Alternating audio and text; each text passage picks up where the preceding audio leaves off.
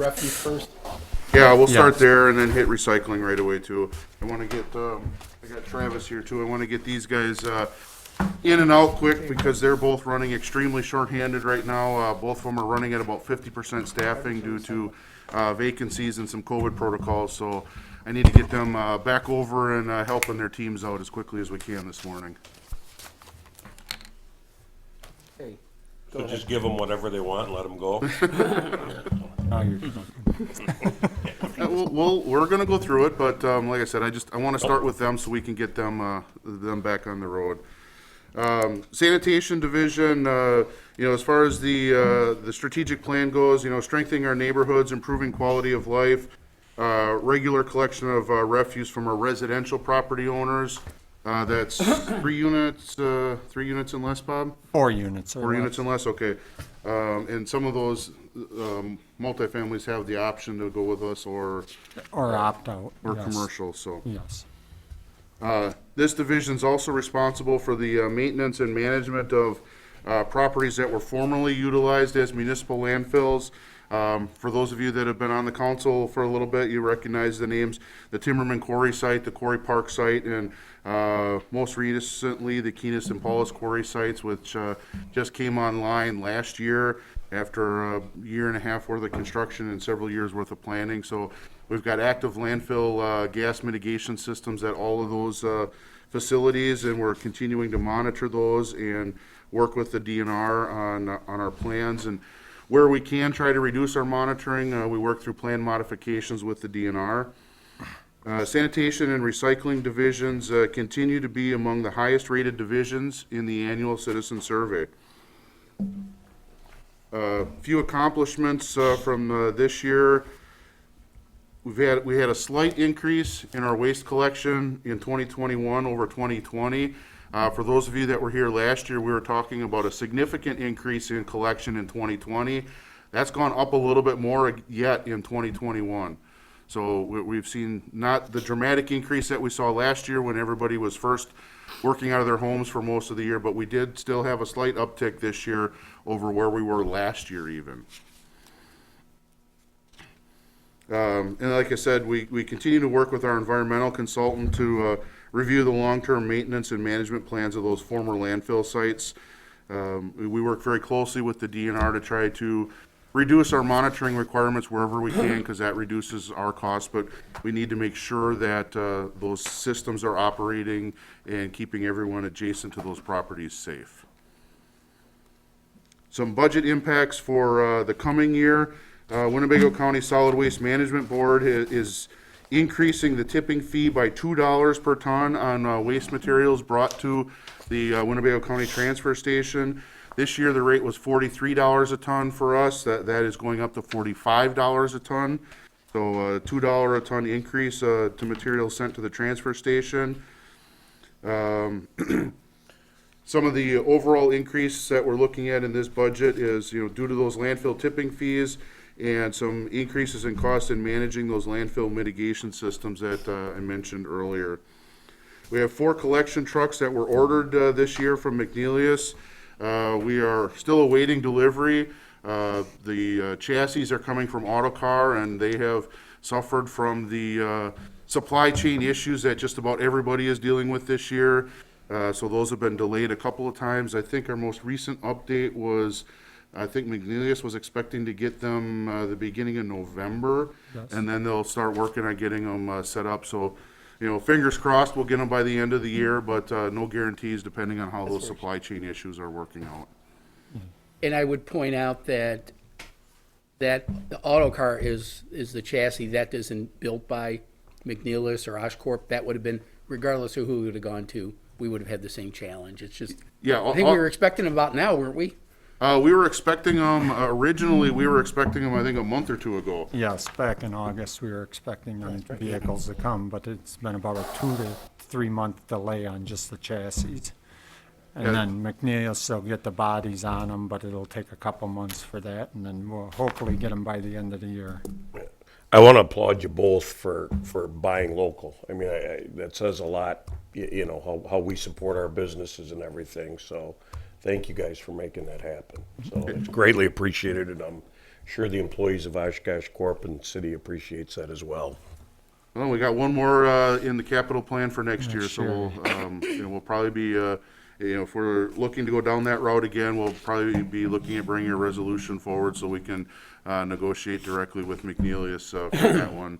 That will replace the entirety of our garbage collection fleet, which was, 2013. yeah, so we're eight years plus right now on that fleet, and it's showing that amount of usage right now. Yes. The guys are begging me, when are we getting those trucks? We can't keep Band-Aiding these together anymore. So James, to you mentioned that we're up to $45 a ton now on landfill tipping fees, and that the waste collection itself, the amount is up. Do you know the number of tons that we collected to take to the landfill This year, in the past year? In the past year, we took, I'm projecting this year to be, or next year to be 14,850 tons. This year, we're at, through August, we're at 9,932 tons. so that's 2/3 of the year, we're at 10,000 tons. Yeah, pretty much easy math. Just divide the numbers on that 6445 line landfill fees by 43. And that'll pretty much tell you, and I did the math, 14,800 tons they're projecting. Yes, Yep. that's what I'm projecting. Yep. That's your quick, Is this make. increase, I'm sorry. Is this increase typical? I mean, is timing typical, everything typical, or do you think it's The COVID related because they're taking in so much more stuff? The increase in cost or the increase in tonnage? Both. The increase in cost, historically, it's been $1 a ton a year for as long as I've been doing this. Yeah. So that's doubled really. So, yeah, they went from $1 a ton increase to $2 a ton increase. And, I think, I'm not sure how everybody else that's hauling to the transfer station is doing, but like I said, we went up significantly last year, and this year we're running a little higher yet again. So, it could be, last year it was certainly easy to predict. There was a lot of people that were working from home and doing a lot of house cleaning and getting rid of stuff. This year, it's a little bit harder to understand. Maybe it is just a lot more takeout and things yet. So stuff that used to be getting disposed of through commercial carriers, if you take home and eat at home, we're collecting it then instead of those commercial carriers. So, Right. I'm not sure because I haven't seen any information from commercial carriers. No, I understand that. I guess that my final point is, so normally we budget for $1 increase, I'm assuming. Is that Yes, accurate? over all my budgets, I've always done $1 increase. So do you think we need to start budgeting for $2 a year increases? No, I don't, Bill, because I think it's a one-year thing. We're gonna get into the recycling budget in a minute, and recycling had went up $10 to $15 this year. Well, back in September, because commodities started doing good, we're back down to $5. And you're Okay. gonna see a decrease in landfill fees on the recycling side. The garbage side, I think it's more just to do with personnel and stuff like that, and That makes sense. and hauling costs up to, remember, we're going to a transfer station and transferring it to Outagamie County, and there's upgrading costs, diesel fuel's costing more, as you'll see in the budget that we're looking at. Yeah, I believe there's some climate and environmental additional pieces that are coming in too, as we've been in that rotation, Winnebago, Outagamie, Brown. I think I saw in the news recently that, due to some other environmental concerns, there's some additional costs. That could be, one thing too, the solid waste board takes action before we, really start working on our budget, so we know what they've already approved by the time we get to this point. So, and yeah, I haven't followed all of the environmental tack-ons probably as closely as I could, but, there's always a lot of that. And certainly, like we said, with the rotation between Brown, Outagamie, and Winnebago County, Winnebago County landfill was the first one to get filled up, and, now everything's going to Outagamie, and I'm not sure, they've got some pretty good projected life left on that Yeah, landfill. there's a few years, and then we'll still go to Brown County at that point. And will those tipping fees go up, or is that just part of the rotation that they've kind of averaged out the They cost? average it out. Okay. You mentioned it was $2 per ton increase at Winnebago County. Did you mean at Outagamie? No, Winnebago County Solid Waste Board charges us. Okay. Yes. And then between them and Outagamie County, they figure their stuff out. Gotcha. But we pay Winnebago County Solid Waste for the use of the transfer station. Since you mentioned it, I was gonna ask you about the diesel fuel. I noticed that, so the costs have gone way up on that, but the compressed natural gas have gone down. Is that Yeah, just a different the- vehicle? Yeah, the new trucks that are coming in are diesel versus the CNG vehicles that are being retired right now. Okay. So that's why there's a shift on the fuel that way. Cool, thank you. And we'll still have one CNG, which will run for till next year, and then we'll see at that point whether it'll be a CNG or a diesel. Okay. And that does a half a route every day. And we had spoken a few months back about the potential for a large item pickup once or twice a year. Some of the requests that are coming in from multiple neighborhood associations and citizens, and I remember staff had provided us a breakdown on what some of the other cities do. As a reminder, I guess, to folks watching, we do have a one-time fee on our carts, but we don't charge a monthly fee like some of those other communities, correct? Right, a Yes. lot of the other communities that are, well, there's a few things. A lot of the other communities that are doing regular large item pickup have been talking to us and wanting to move to the model that we're using and getting out of that. The other thing, as you mentioned, yes, a lot of the communities that are doing it, they charge equivalent to what we charge one time for our carts, they charge annually to their customers. So we're, one time, what is it, just under $120 for a large cart right now.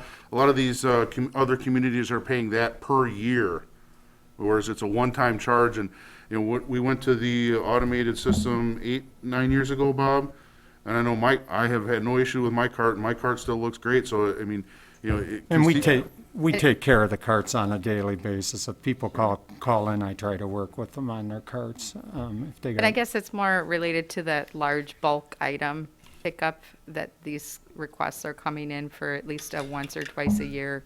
So, city manager, do you recall what that dollar amount would, I know I think you'd it's put only it, 15 scheduled through City Hall.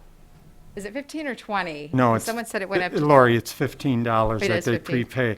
And I've had multiple communities this year, and even local ones, they like what we're doing with our system, and they're gonna be switching. And I don't wanna mention any communities at this point, but there's been multiple that have come to us and asked me how we got it set up and that, because it's a user fee that if you use that service, you're gonna pay the $15, you get it picked up right at your curb. And some of these communities, it's out of control with what they've, in their current system, and they like what we do because it's just user-based fee. Folks are purging. Well, and not only that, I mean, if you've got friends that, hey, can I just leave this on your curb because it gets picked up for free? So there's stuff coming in from outside the communities that are getting left on curbs in the communities because, hey, I don't have to pay that fee because I'll leave it at my buddy's house and it'll go away for free. Yeah, and I guess, I bring this up again because, several neighborhoods are asking the other neighborhoods about these dumpster days, and what ends up happening is great neighborhoods money ends up getting used that is intended for community building and engagement. And I'm not saying it doesn't build community, because it does, but for those neighborhoods to have to expend their great neighborhoods funds in order to rent a dumpster, it's kind of a little bit of a burden there. And it sounds like the demand is there. It's a question of, how it gets dealt with. Well, and as you may recall, and we did talk about this at the first meeting in March, we had put some projections together to do it with staff. We were looking at about $260,000 a year initially to get it started. We talked to some contractors, to do it staff-wise, because of the equipment investment, we'd looked at an analysis of monthly, split the city up. We talked to some contractors about potentially doing it, 2 events a year. That was still gonna be $125,000 to $150,000 a year. And we didn't have a firm quote, it was just some thoughts. So, certainly there is a very significant cost implication to trying to go down that road versus, as Bob mentioned, you know, the current fee-based system where the people who are actually using the service are paying the fee. So those are things I just wanted to bring up for your information, as you know, that's kind of the implication that would have on our budget to try to go down that road. The other thing with it, Lori, talking to other communities, what happens in a lot of these communities is if I know it's every 6 months or every 3 months, what do? I stick that couch in my backyard. Pretty soon I stick more stuff in the backyard. Then I'm having my friends from out of the area bring their stuff and put it for that one time, and it becomes a free-for-all. And honestly, then you got the rodents in it and just the blight that it does create with it sitting there waiting for those weeks.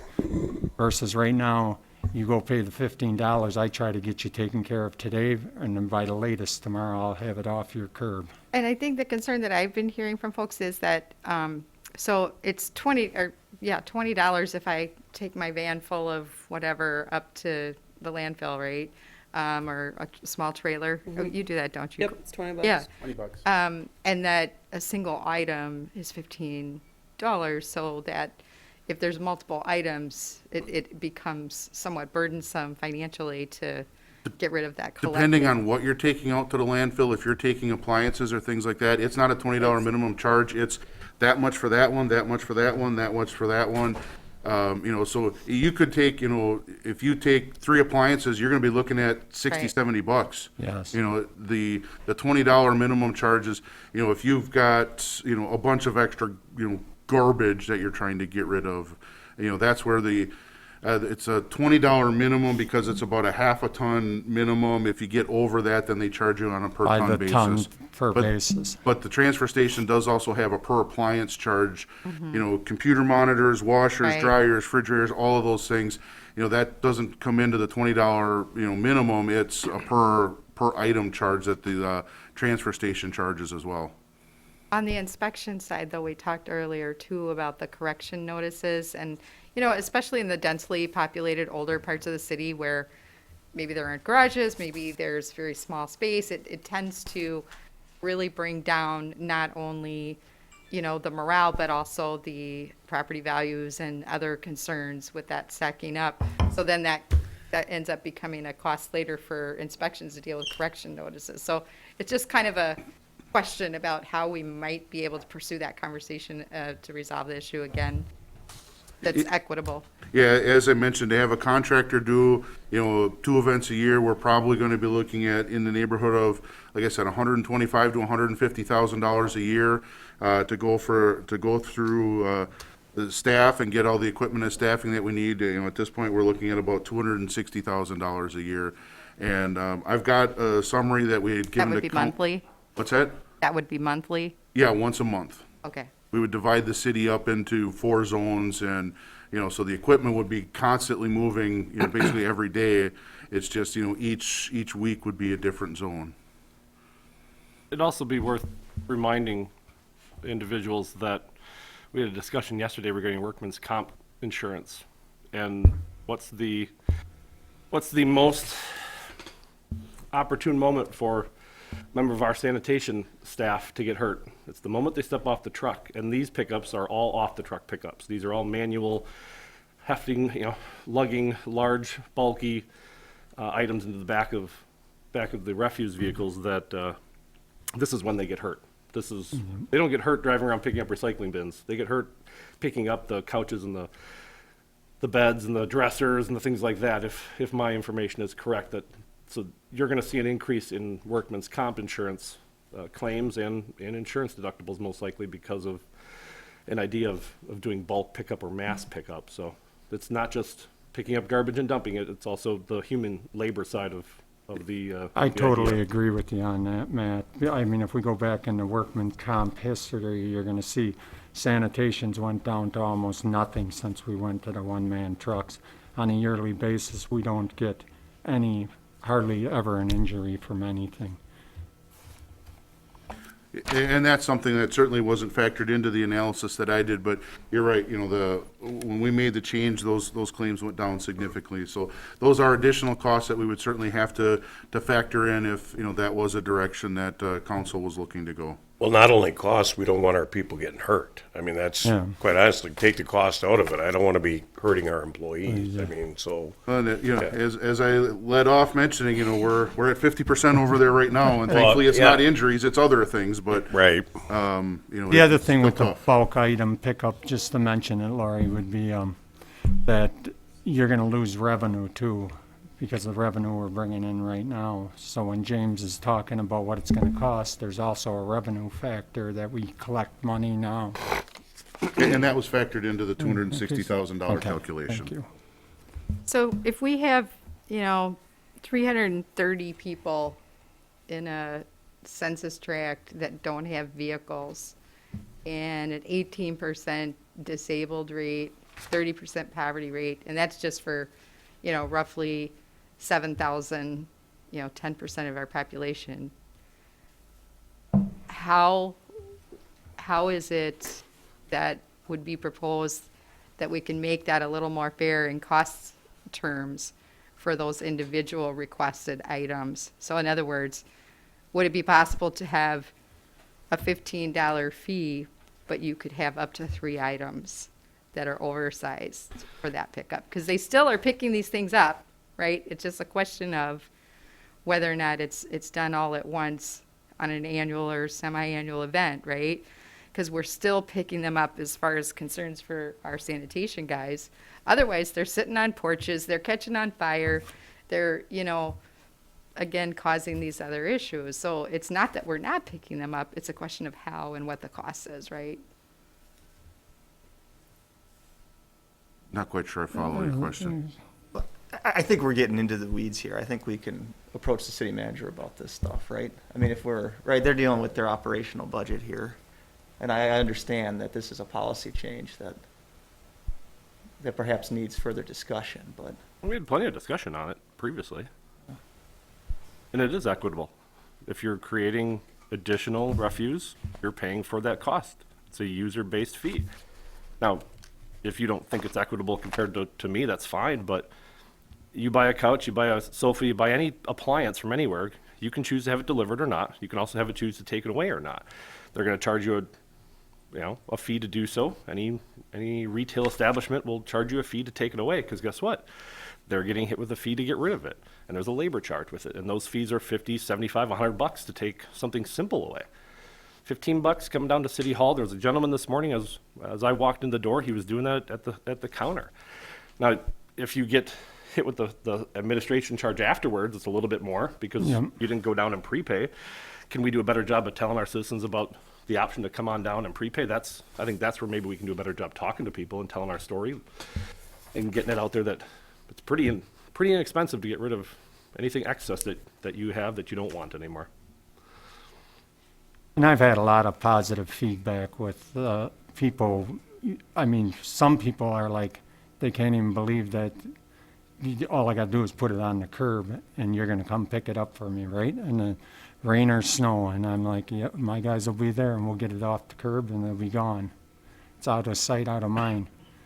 In most days, if the ticket, Council or Deputy Mayor Mugar, you mentioned, somebody was buying a ticket as you walked in the building today.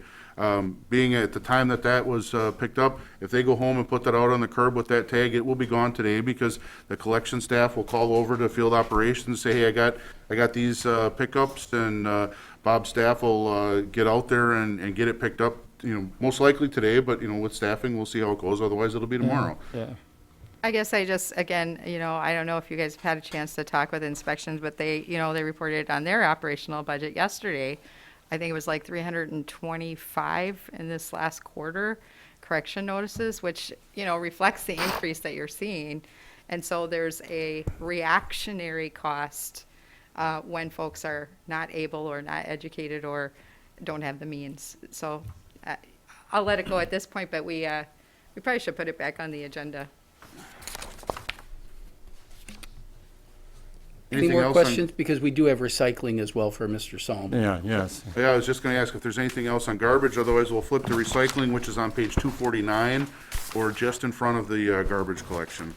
just real quick, I noticed the contractual services have been trending upward. Just curious what the, On garbage? yeah. Primarily, A big chunk of that is the Keenest Paulus operation came online in 2021. That went out of construction services and into operational services. So we do have, we've got a little fine tuning with that system that we're doing yet, and being a brand new system, it's taking a little more effort and attention to make sure that it's operating the way it should be. Okay. So all of those contractual services are related to the operation and maintenance of those former landfill sites. Okay, cool. They weren't necessarily city landfills, just from a historical perspective, but we, at one time, did send municipal refuse to that landfill, and the minute we did that, it's sort of you break it, you bought it. So we own the liability now over the years. Now, we did settle with the Keenest estate, but that is Florida and The 18th. Keenest Paulus site is between 17th and 18th, between Knapp and Sanders. So if you see a nice big open area amongst some houses, Yeah. that's the landfill. And it's When really, you're driving around. you've got the Knapp Street Quarry, the Quarry Park Quarry, and the Keenest Paulus. They were all right next to each other, and they're all actively monitored. They all have active landfill mitigation systems. So we certainly try to consolidate that. It's not like their staff are going out and doing one of them one day, one the next day. They're going out there and they're doing all of them. And the Timmerman site is located down on, 35th and Marvel area. That one doesn't have an active system. It's got passive systems, but we've got monitoring wells and everything else in that area. So that's what the contractual services is. And, as we get Keenest Paulus dialed in, we may be able to cut back a little bit there. Just, it's a brand new system. It's got a few things that we got to keep tinkering with. It should help us with efficiency in the long run. Yes. Fun fact, look at a Google Maps, and just south of 17th Avenue, it says that there's a lake. That's the quarry. It's all filled over. You drive over there, you're not going to see a lake. It's an old quarry that is still shown on Google Maps. Thank you.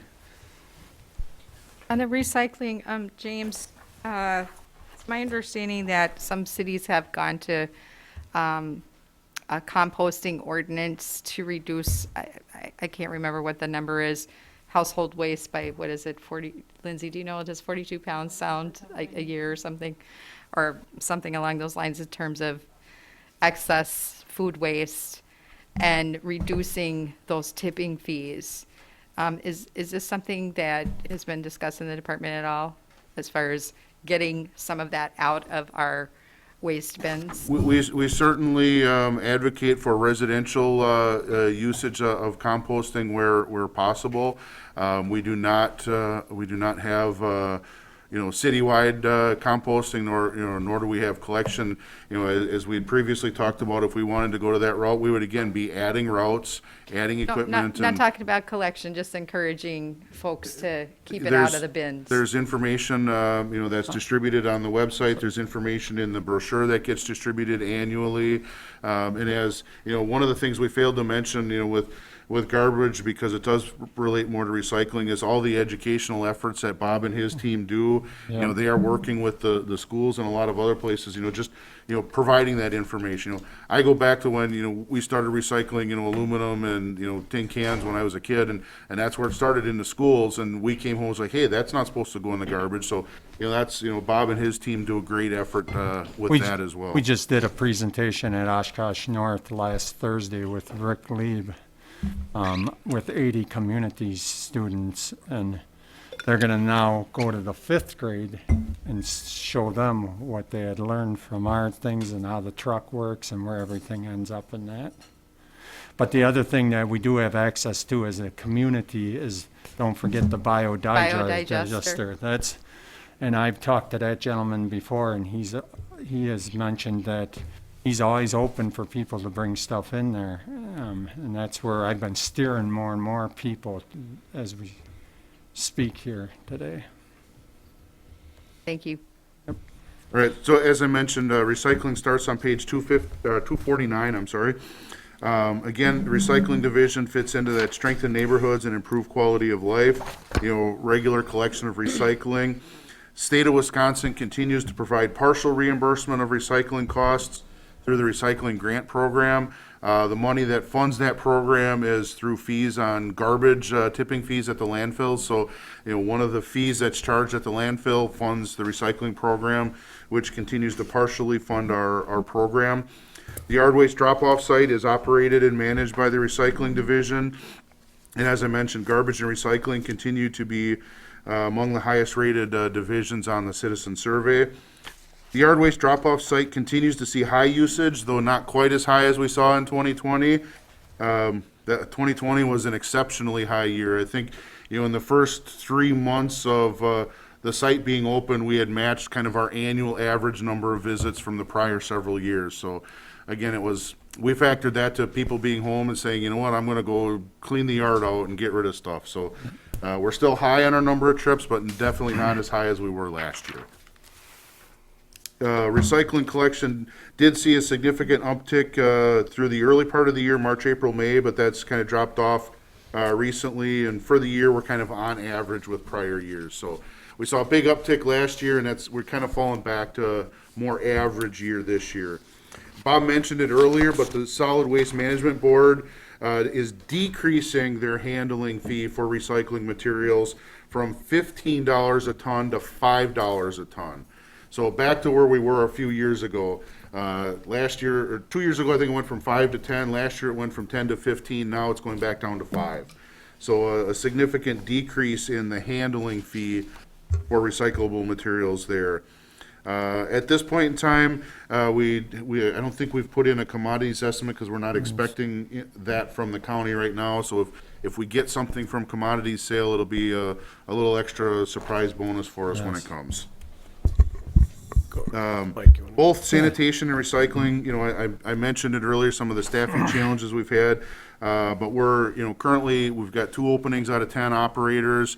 And, so we had interviews last week, so hopefully we had some good candidates there. So hopefully we can get back to staff. But it's been a challenge for us in both of those divisions this year.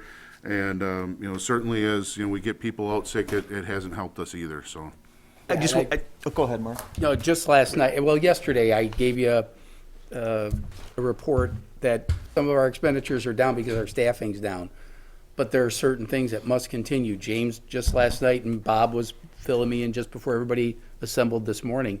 They're taking somebody from water distribution to make sure, because the refuse has to get picked up. I am so impressed by our cross-training and what you guys are doing with such a short staff. Seriously, with this chaos and everything going on around us and everything, you guys are doing an amazing job. So, and I think as more departments cross-train, Mark, I know it's not easy. I mean, I struggle at it in my tiny little business, but it's paying dividends here. So thank you for your efforts. You heard about Gene yesterday, having people at the senior center mowing at Yeah. parks and doing. I was so collection. impressed with that. Absolutely. That's just what we do. Yeah. And sanitation's kind of an entry point. The sanitation operators are, on the lower end of our scale, so it's kind of an entry point into the city, and then they move to other divisions. So, this week, we're pulling them back for a week or two just because we have to. Sorry, Mike. Yeah, no, I think it's Hold worth it back. it's worth pointing out that, right, these are things that we have to do as a city, just looking at the state aid here, and that's consistent with just about any service we provide where there is a state grant program where it's been frozen in time. So you take inflation into account, essentially, we're having to pick up a larger chunk of these services.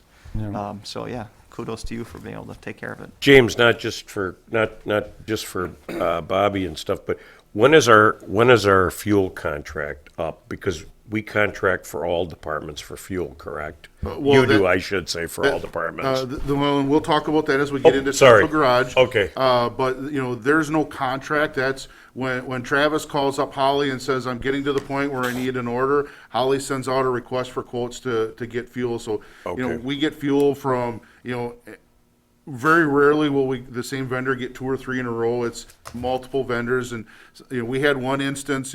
Again, we talk about supply chain issues. We had an instance about 2 weeks ago where we got 0 responses because nobody had enough truck drivers to even be able to deliver fuel that day we needed it. So then the next day we sent out another one, and so it took a couple of tries, but there's no contract. It's just every Okay. time Travis says, "Hey, I need a load," Holly contacts all the vendors and says, give me your price for a delivery on this day or that day. And we buy it by the tanker, I'm assuming. And Travis can get into that a little bit more, but an average truckload is gonna be about 7,500 gallons, so, I think Travis, I don't know exactly what the tanks hold, but that 7,500 gallons is probably about half of what our capacity, and so Travis likes to keep it, okay, I'm getting to that point where I can fit a whole truckload in, so Holly, get me a truckload. Gotcha. We don't order short, we're trying to maximize a whole truckload because that's when we're gonna get our best cost. Yeah. Great. Thanks, guys. And seriously, amazing job. I mean, I couldn't be more impressed. Thank you. Just a question on the budget documents. We talked about tonnage for both sanitation and recycling in the KPIs. Do you think that that's important to be part of the KPIs? Is the number, quantifying the number of tons that are transported?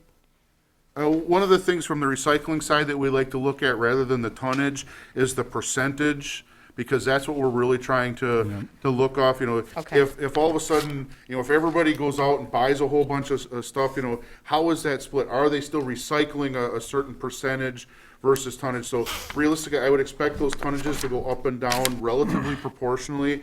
And if you look, on the performance indicators for recycling, that's what we're really monitoring is our percentages. And, we've been running in the right around 23 to 24%. So roughly almost a quarter of our material that the division as a whole collects is being sent for recycling rather than garbage. So that's kind of where we focus our recycling efforts is on the So percentage. the tonnage in the regular waste and then a percentage of that in recycling. Is that what you're saying? No, we look at, what Bob will do is he'll look at, okay, we talked about projecting 14,000 tons of garbage. So then, if 25%, we'd probably be a total collection of around 18, what do we collect on recycling? Recycling would be 4 or 5? 4,300 about tons. So that 14,600 plus the 4,300, so then we're looking at almost 19,000 tons total collected. Yep. So then that 4,300 of recycling is about a quarter of that number. And that's what I'm trying to get at, the chart that Paula just put up there. I'd like to get that up to 25% and 75% of garbage. And then we've been trending at that 23, 22 mark right in there, but that's why I go around and promote stuff with the recycling. But the other thing you gotta remember, recycling products have gotten lighter. They're not as made as heavy. There's not as much paper anymore. Right. Isn't Wisconsin like leading the nation in recyclables as far as a percentage? Yes, it is. Yeah. Yes, it is. So nice job. Anything else? Because we've got several more No, divisions. go, you guys are busy, And so. it sounds like you get fuel questions, and Travis, that's Well, Travis's, Sorry. that's Travis's expertise. Yeah, if we're done with recycling, I'll let Bob pack his things and I'll bring Travis up and we'll start talking about central garage. The general central garage budget is on page 174. New this year is an internal service fund for the central garage. You'll find that on page 500 of your book. You can go. Thank you, Bob. Thanks, Thank you, Bob. guys. Thank you. Thanks, everyone. So as we get to talking about the internal service fund side of it, I'm going to rely on Russ and Travis a little bit more. They've been very in tune on that. But otherwise, central garage, as I mentioned, the overall change on some of these is related to the creation of that internal service fund. That was also talked about in the city manager's memo to council at the front of your budget packets. The division, from the strategic plan standpoint, it's improve and maintain our infrastructure. Their primary focus is maintaining fleet vehicles and equipment, not just the Department of Public Works, but several other departments as well. Central Garage and the Central Garage provides diesel and unleaded gasoline to the entirety of the city fleet with the exception of transit, which due to their federal funding on the bus side of things, maintains their own fuel island for the buses. Certainly this year, while they were reconstructing their fuel island, they were utilizing the island at the garage as well. On average, and Travis, I don't know if you get any more updates, but we're looking at, 115,000 gallons of unleaded per year, about 145,000 gallons of diesel, and we had been running about 39,000 gallons of CNG. As we talked about with the garbage side of things, those numbers are going to shift next year once we get that new fleet in service on the garbage side. Real quick, what percentage of our diesel is off-road? If you don't know, it's not a trick question. It's probably about 40%. Is it? Okay. Yep. All right. Do we pay fuel tax? We do, but we get a credit back from the state when I file with purchasing the non-taxable fuel report. So do we pay, let me rephrase this. So do we pay tax on road fuel? I believe so, yes. Okay, we do. So we don't get a rebate for that, just our off-road Just fuel? the off-road fuel. Okay, thanks. The division also assists with the specification writing for vehicle purchase across the organization. I know that's one of the things Travis and I have been talking about, some of the vehicles proposed for next year. He's trying to get a jump on some of those specifications as well. Continuing our staff training on the Pierce Fire Apparatus and obtaining emergency vehicle technician certifications. As council may recall, it was 2 years ago we took over maintenance of the fire fleet, I believe. Fully in 2019. Yeah, so transferred the one mechanic they did have over to Central Garage, and we took over full maintenance of the entire fire department fleet. We've talked a lot about fuel, but that's, kind of the biggest wild card in this budget is the overall cost of diesel and unleaded. It's a highly volatile commodity, and, depending on where that goes, really depends on how this budget goes. The cost fluctuations, it could be nothing that's going on, even regionally in the country, and it could be, something happening overseas that causes prices to spike. So, we're very susceptible to that with the volume that we use. And as we mentioned, other than transit, the central garage budget absorbs the fuel costs for the entirety of the city fleet. So fire, police, none of them budget fuel. It's all in central garage. From the utility side of things, there's chargebacks that occur so that the utilities are paying their fuel costs. But again, it's initially budgeted with central garage. And we also provide fuel for the school district, the library, technical college. They pay in for that, right? Correct. And we've talked about this a little bit, just starting to open up the discussions, but with all of the fossil fuels that we're talking about that we're consuming to provide our citizens their services, it seems like this is the time for us to, well, maybe we're behind the curve, start having the conversations about the alternatives in terms of where we can save not just money, but wear and tear and on electric vehicles and charging stations. And I know you've mentioned before that that's going to require a certain amount of charging station infrastructure, the mechanics that are able to repair and such. But are there other municipalities that you've seen that are starting to do that comparison of starting to replace some of those with electric? Certainly I know some of the manufacturers are doing some testing with some other municipalities in the state. Travis, I don't know how much, some of your counterparts are exploring the option right now. There's nothing that I've heard of locally. There are some electric garbage trucks that are running in New York City, out in California.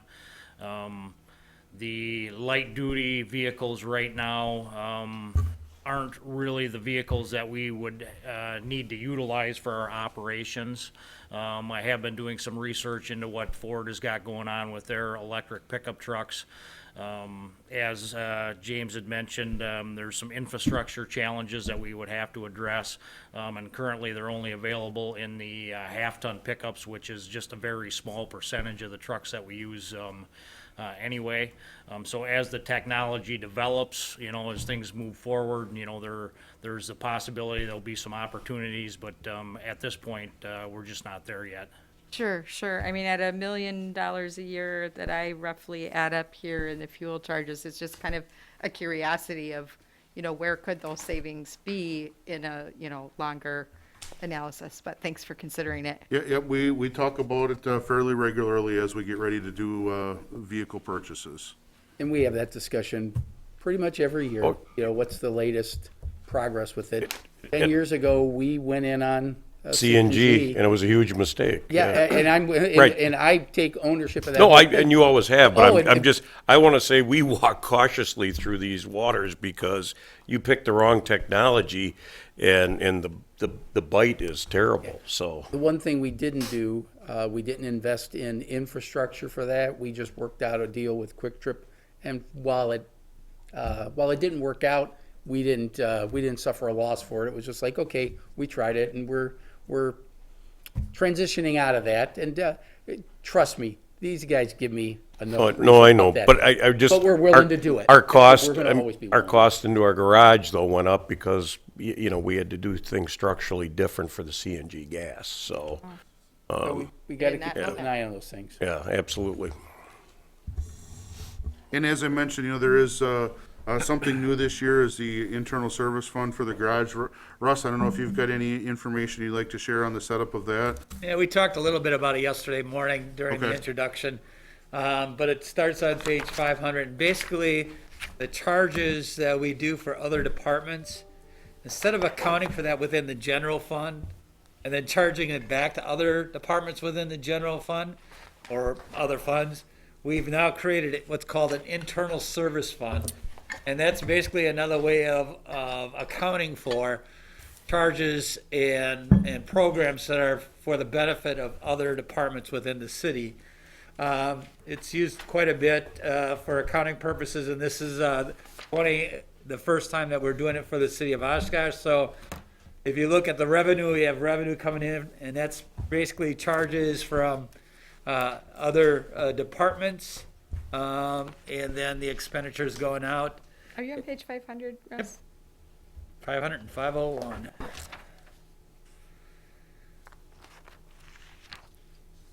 So again, this would be the first time that we're using it. That's why everything in the past is all zeros. It used to be in the central garage in the general fund, but we didn't go back and move the historical stuff. We just did it going forward. So then if we needed to see the breakdown by those departments, where, is that in the 50? That's an internal management thing. You're not going to see it here. Well, you could probably look at the central garages where they all came out of. You'd have to compare the two. And inside the general fund. But each individual department, right? The total, see, that was the difficult part because it was in the central garage and then allocated out to the departments. And now it's all brought into this internal service fund.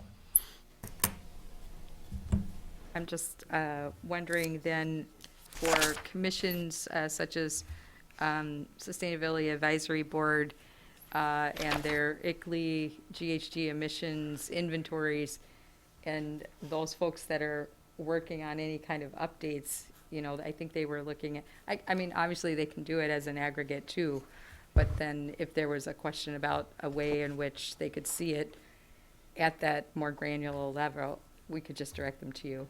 Yeah, or Travis, Or Travis. yeah. But we would have those historical numbers. If you're talking about like materials like gasoline and that stuff, or what were you thinking about? To be honest, I did not work on the GHG, I ICLEI don't know what milestones, GHG is. the inventories for greenhouse gas emissions Okay. related to our fuel usage. I'm sorry, I just wasn't familiar with that acronym. Okay. We committed to that back in, what, was it 2007, Mark, or It 2008? was, yeah, before me, 2007. Any other questions on the central garage aspects here? Otherwise, we'll let Travis go and see if, got Justin back here, so we'll bring Justin. Travis, thanks a lot. Actually, Thank you for your time. I'll hit streets while Justin is coming up to start talking about engineering as well.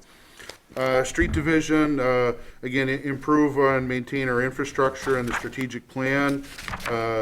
These services include maintaining streets, sanitary sewer system, the storm sewer system, and city-owned regional stormwater management practices. Page 168. Oh, I'm sorry, 168, yes, thank you, I'm sorry. I should have led with that. The division also continues to provide services to many other city departments. Community development, street division assists with the demolition of structures acquired through the RDA. Water utility doing asphalt patches on water main breaks. Sewer and stormwater utility doing televising and maintenance of sewers and manholes. Some of the key accomplishments this year in Streets Division, completing the asphalt overlay program, Olson, Anderson, and Zion, kind of up just south of Snell, west of Jackson area.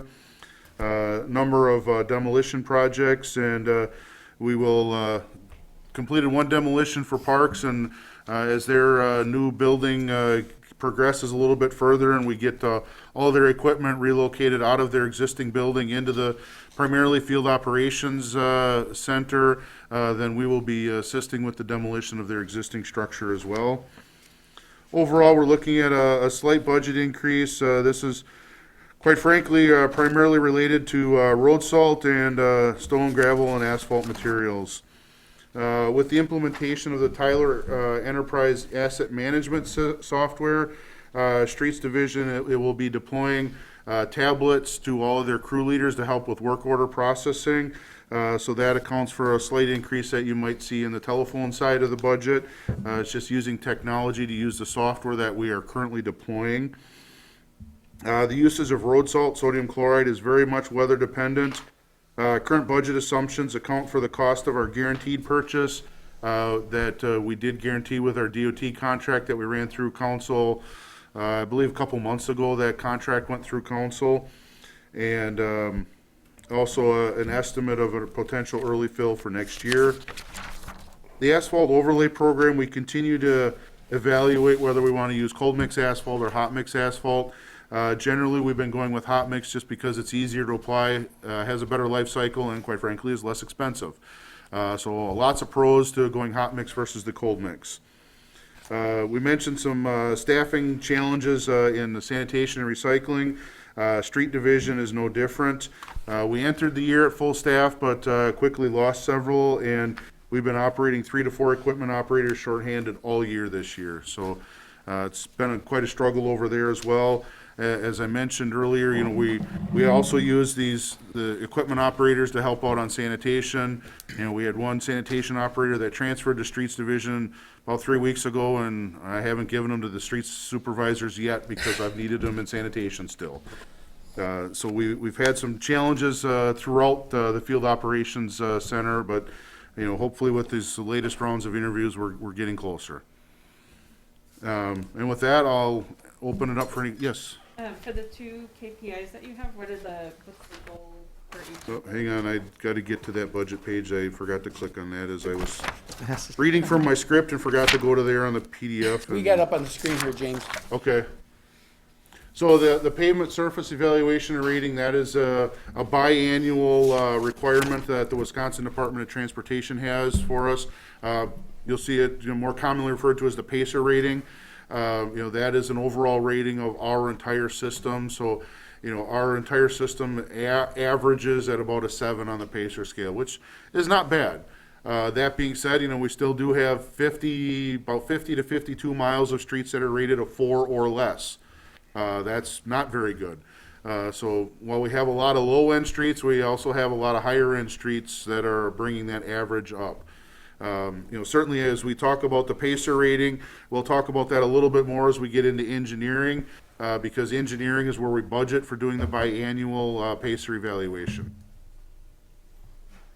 And the other one is percent of... I'm sorry, can you go back for a minute, James? Sure. So, could you just explain for folks watching, or maybe newer council members, the rating for the PACER? Sure.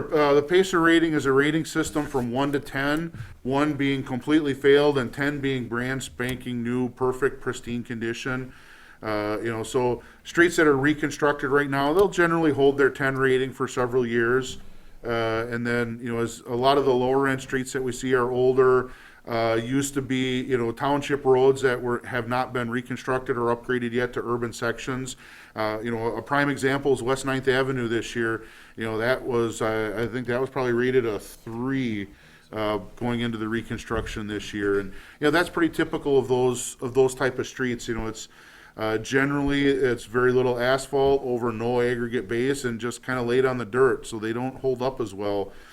So as we start converting, last year we converted Snell Road. That was another one, former rural cross-section town road that got urbanized and converted. So, that's where we see some dramatic changes. But it is a 1 to 10 scale, with 10 being perfect and 1 being completely failed.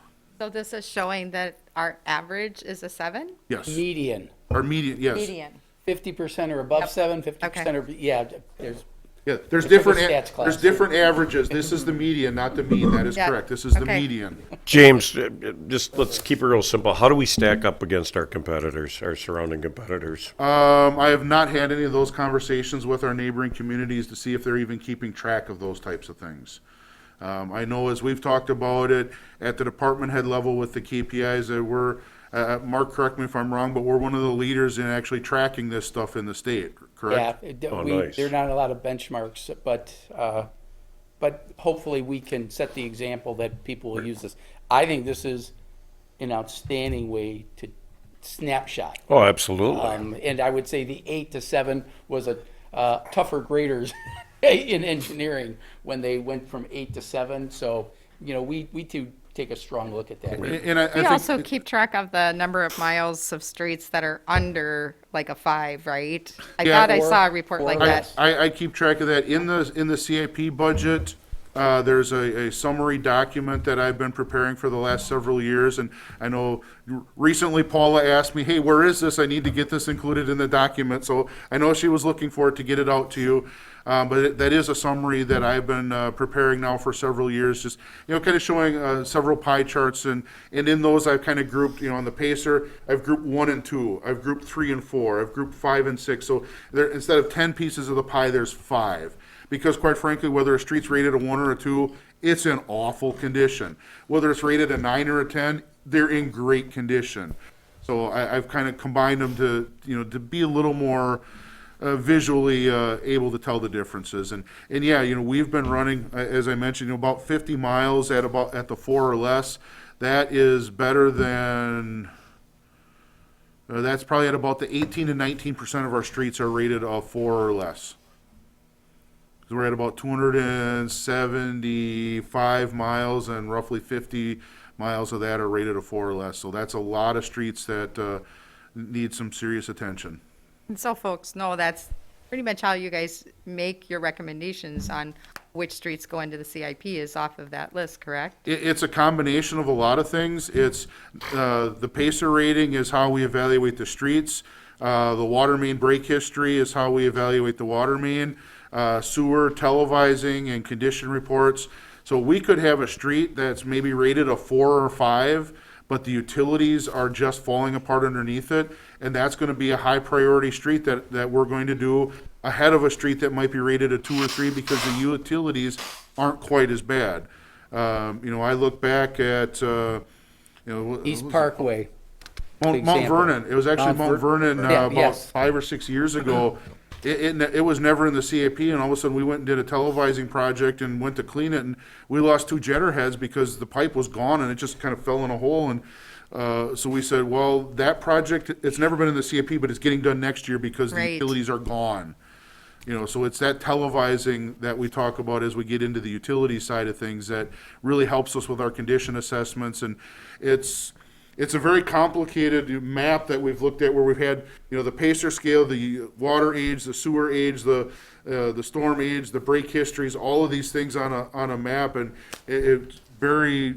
So it's like a heat map, almost. Yeah, we would use different colors for each of them just to kind of map the ages, and certainly where we were seeing, you know, old utilities, poor street condition, those things, you know, these are some streets we need to work on. And when we, you know, it's, sometimes we want to avoid getting in a position where it becomes a gotta-do street. Eveline is another example. We were doing we were doing the surrounding streets, suddenly the sewer on Eveline collapsed, and we were very fortunate that year because we got great bids Right. for the road, and James comes in and says, we gotta add Eveline. And it was like, what are you talking about? We don't have the money. Well, the bids are good, and we cobbled together some savings, some other projects, and suddenly Eveline was done. We literally had no choice because of the condition of the sewers. And we were fortunate, you know, that was the year we did Bay Shore and Lake, and, you know, so we reached out to that contractor and said, hey, if we add this street that's right here adjacent to your project, actually in your project, would you hold the same bid pricing? And they looked at it and said, yeah, we'll hold that same bid pricing. So we just adjusted the quantities accordingly and got the project done. But yeah, it was, the sanitary sewer collapsed, the storm sewer was on the verge of collapse, and they had a water main break history there too. So it went, again. The street was just okay. It wasn't, it probably was a 4 or a 5, you know. Yeah, in that case, it was never even in the CIP. It just, it fell apart as we got there, and we said, we got to do it while we're here. Yeah. So it's a complicated thing. I think folks appreciate knowing that it's not always how your street or your sidewalk looks at that time, that it is the stuff that you can't see, that sometimes is moving things around in the priority level. And that's the hardest part to Appreciate that. explain, because the street condition is the one thing you can see, and you can't see all the utility stuff. Other than if Ryan's been out there digging a bunch of holes in the street because the water main keeps breaking, that you can see on the surface.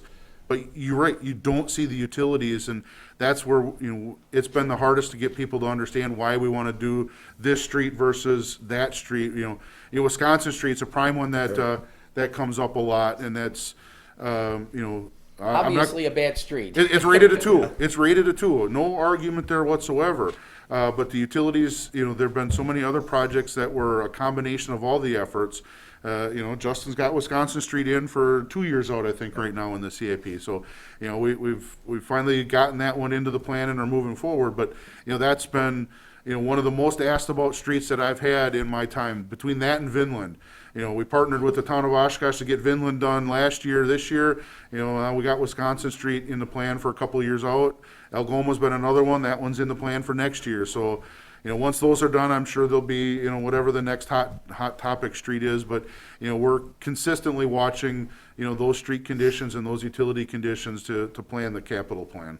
Yeah, one of the struggles is once you get into a street rated a 5, its decline starts to accelerate. So it takes a long time to go from 10 to 5. It goes a lot quicker, 5 to 1. And that's, Councilmember Hanson shaking her head because she asked us about Wisconsin earlier this year, and we ended up having to do a patch over there, but we can't do the whole thing. Because that's got to be comprehensive. And even those other ones around the university, and I know Councilmember Wojciechowski, so like, oh yeah, I'm very familiar with that street. Those streets immediately north of the library are just in horrid condition. Yeah, there's Cherry, Woodland, John, They're all. McKinley. McKinley. One of McKinley John or is McKinley like was just redone. Oh, McKinley with the giant hole in it. Okay, maybe it was John that was just done 2 years ago. So, John was redone. McKinley, the little short street. It's like That's insane. but if you look in our 10-year plan, two which could do the that Pazer map rating. should be on the webpage now, Yeah. you're going to see a lot of those. I have a question about Rosalia, if we don't mind talking about it really quick. Sure. Why is it being put in as asphalt? If my source is correct, why is it asphalt instead of just doing concrete like the roads around it? It is in as a concrete reconstruct next year. Perfect. Thank you. The budget from this year's budget shows Rosé is in asphalt. It's switched to a concrete for next year. Thank you. Yeah, initially it was much. just going to be a water project with an overlay, and then as we looked at it, we're like, well, we might as well just reconstruct it. So, Correct. Perfect. Thank you. yep. Guys, my favorite question of all times, now that I got you both here, what about an abandonment policy? Are we making any headway at establishing an abandonment policy? I just had all that gas redone behind me. We put fiber in last year, and things are getting tight there, and public service and everybody else in the telecom is not pulling their old stuff out. I mean, I see us having a significant congestion problem here in the very near future, where it's going to affect the city too, where you're not going to be able to squeeze your stuff in. So, any thoughts on that? Lots of thoughts. The one challenge always is going to be, the argument that the utilities have about the cost of it, and by what authority do we have to make them pay that cost? Certainly from the city side of things, probably almost 10 years ago now, we at all the intersections, we've gone to complete removal. We don't do it unless, most of them we're digging the stuff out as a part of putting in new stuff. The sewers going, one of the two trenches, we're always taking stuff out, but we do not have a set policy for removals versus abandonments in the right of way. As we said, our stuff in intersections for close to 10 years now, we've been just as a matter of course doing it because we want to get our stuff out of it, because you're right, anytime you open up the street, you're stuck into downtime concerns of what's this pipe? It's not shown on the plans, and so then we got to scramble to find out what that pipe is, and certainly our records as far as abandoned utilities in place have gotten better over the years. We actually keep track of that stuff now, whereas 15 years ago it wasn't. It's just kind of removed from the record system because it wasn't being used anymore. Yeah, I'm not so much complaining about you, but other utilities, we wrap our drills up in abandoned gas all the time, and it's not located. It's just there. And being a historically old city, we all know if you're digging downtown, you're going to find everything. So, Yep. But just curiosity, I'm going to just keep a bug in your ear. So I appreciate you looking into it. All right. Councilmember Miller, could you just explain, because I'm not even familiar with what abandonment you're referencing. Are you suggesting No. I don't know what that is. What When people leave old pipes. old different pipes, homes. old sewer, old copper cable in the ground. The right of ways are just getting tighter and tighter and tighter. And as we abandon, and we're guilty of it as well in our industry, but there's just no room for anything new coming in. And so somebody's going to have to bear that cost at some point Of to removing those, okay. removing those things. So, Okay. or it's going to be significant issues, especially for older communities. Newer communities and greenfield stuff aren't going to have this problem for 100 years. But old communities like ours, especially our downtowns, anything along the river, is highly congested. And it's not just a city of Oshkosh problem. It's any old community. So. Yeah, when a pipe gets taken out of service, instead of just abandoning it, having a removal policy in place so that it has to be removed from the ground, so that at such time in the future, if somebody digs it, oh, what's this pipe? Nobody knows. So then you always end up having to stop and deal with downtime costs of trying to figure out what that pipe is. So do we have a GIS map layer that shows those abandoned pipes, or no? We have no records of any outside utilities, so WPS, AT, any of those, we have no records whatsoever of any of their material, of their stuff.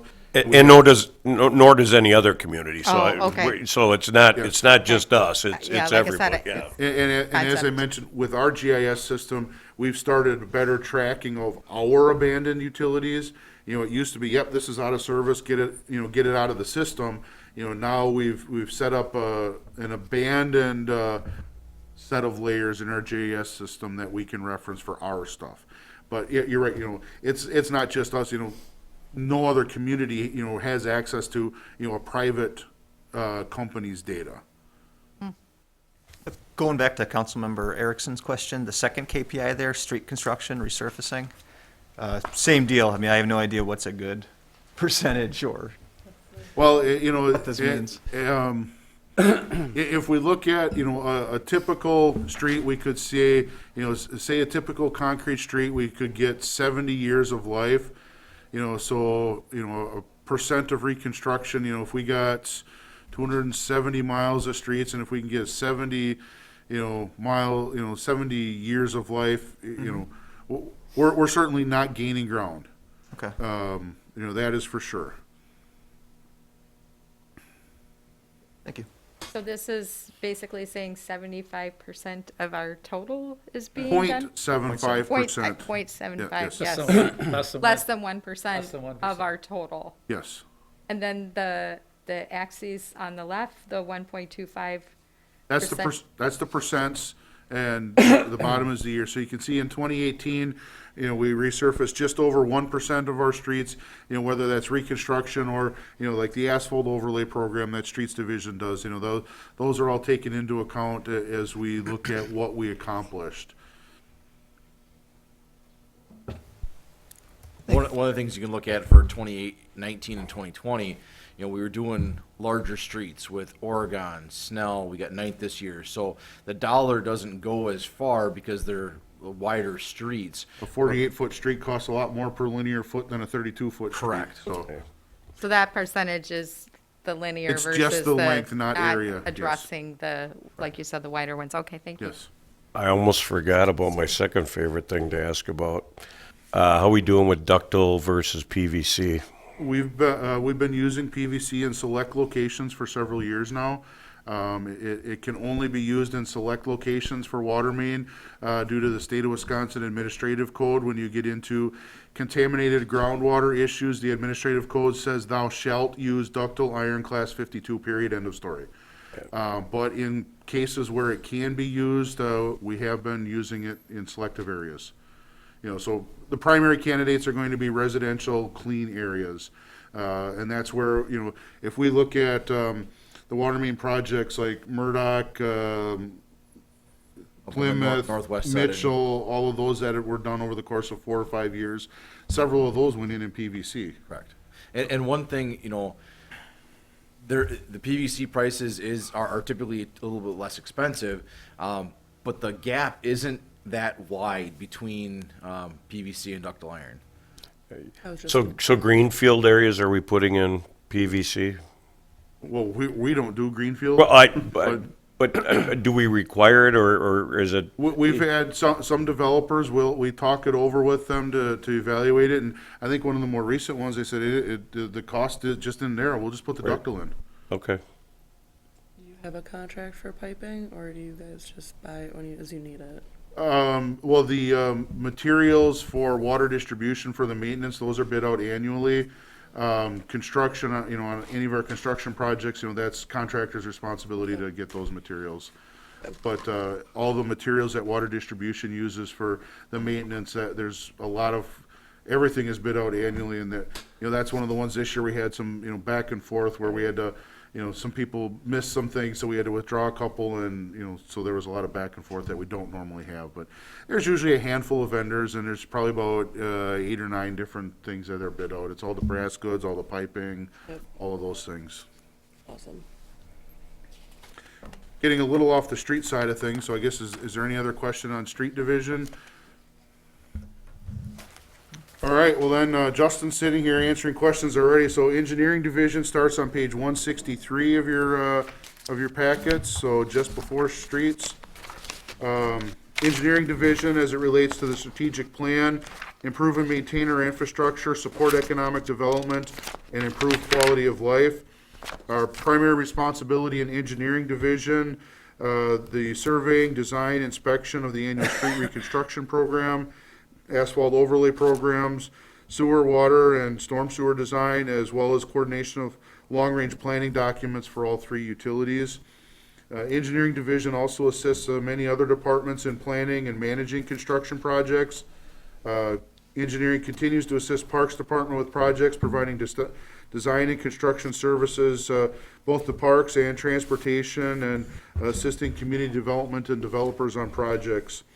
This year, some key accomplishments, approximately $20 million worth of construction projects managed through engineering division, completed or is in the process of completing the biannual PACER rating analysis. The Fond du Lac Road Interceptor project getting completed, as well as the decommissioning of the East Avenue Walk-Off Pump Station. So with that Interceptor project, we were able to take a pump station out of commission and feed a few more things by gravity, so a little less operation and maintenance costs with the pump station being eliminated. The 9th Avenue project we mentioned briefly from Oakwood Road to Linden Oaks, that'll be wrapping up here in the next few weeks. We talked about converting that from a rural section to urban section with driving lanes, bike lanes, and sidewalks on both sides of that street. As I mentioned earlier, the state of Wisconsin Department of Transportation requires us to update our PACER analysis biannually, so that's one of the things you'll see, some up and downs in our contractual services on the engineering budget. This year was up a little for having a contractor do that work. Next year it'll be down because we don't have to, so that'll continue to yo-yo as we comply with that state requirement.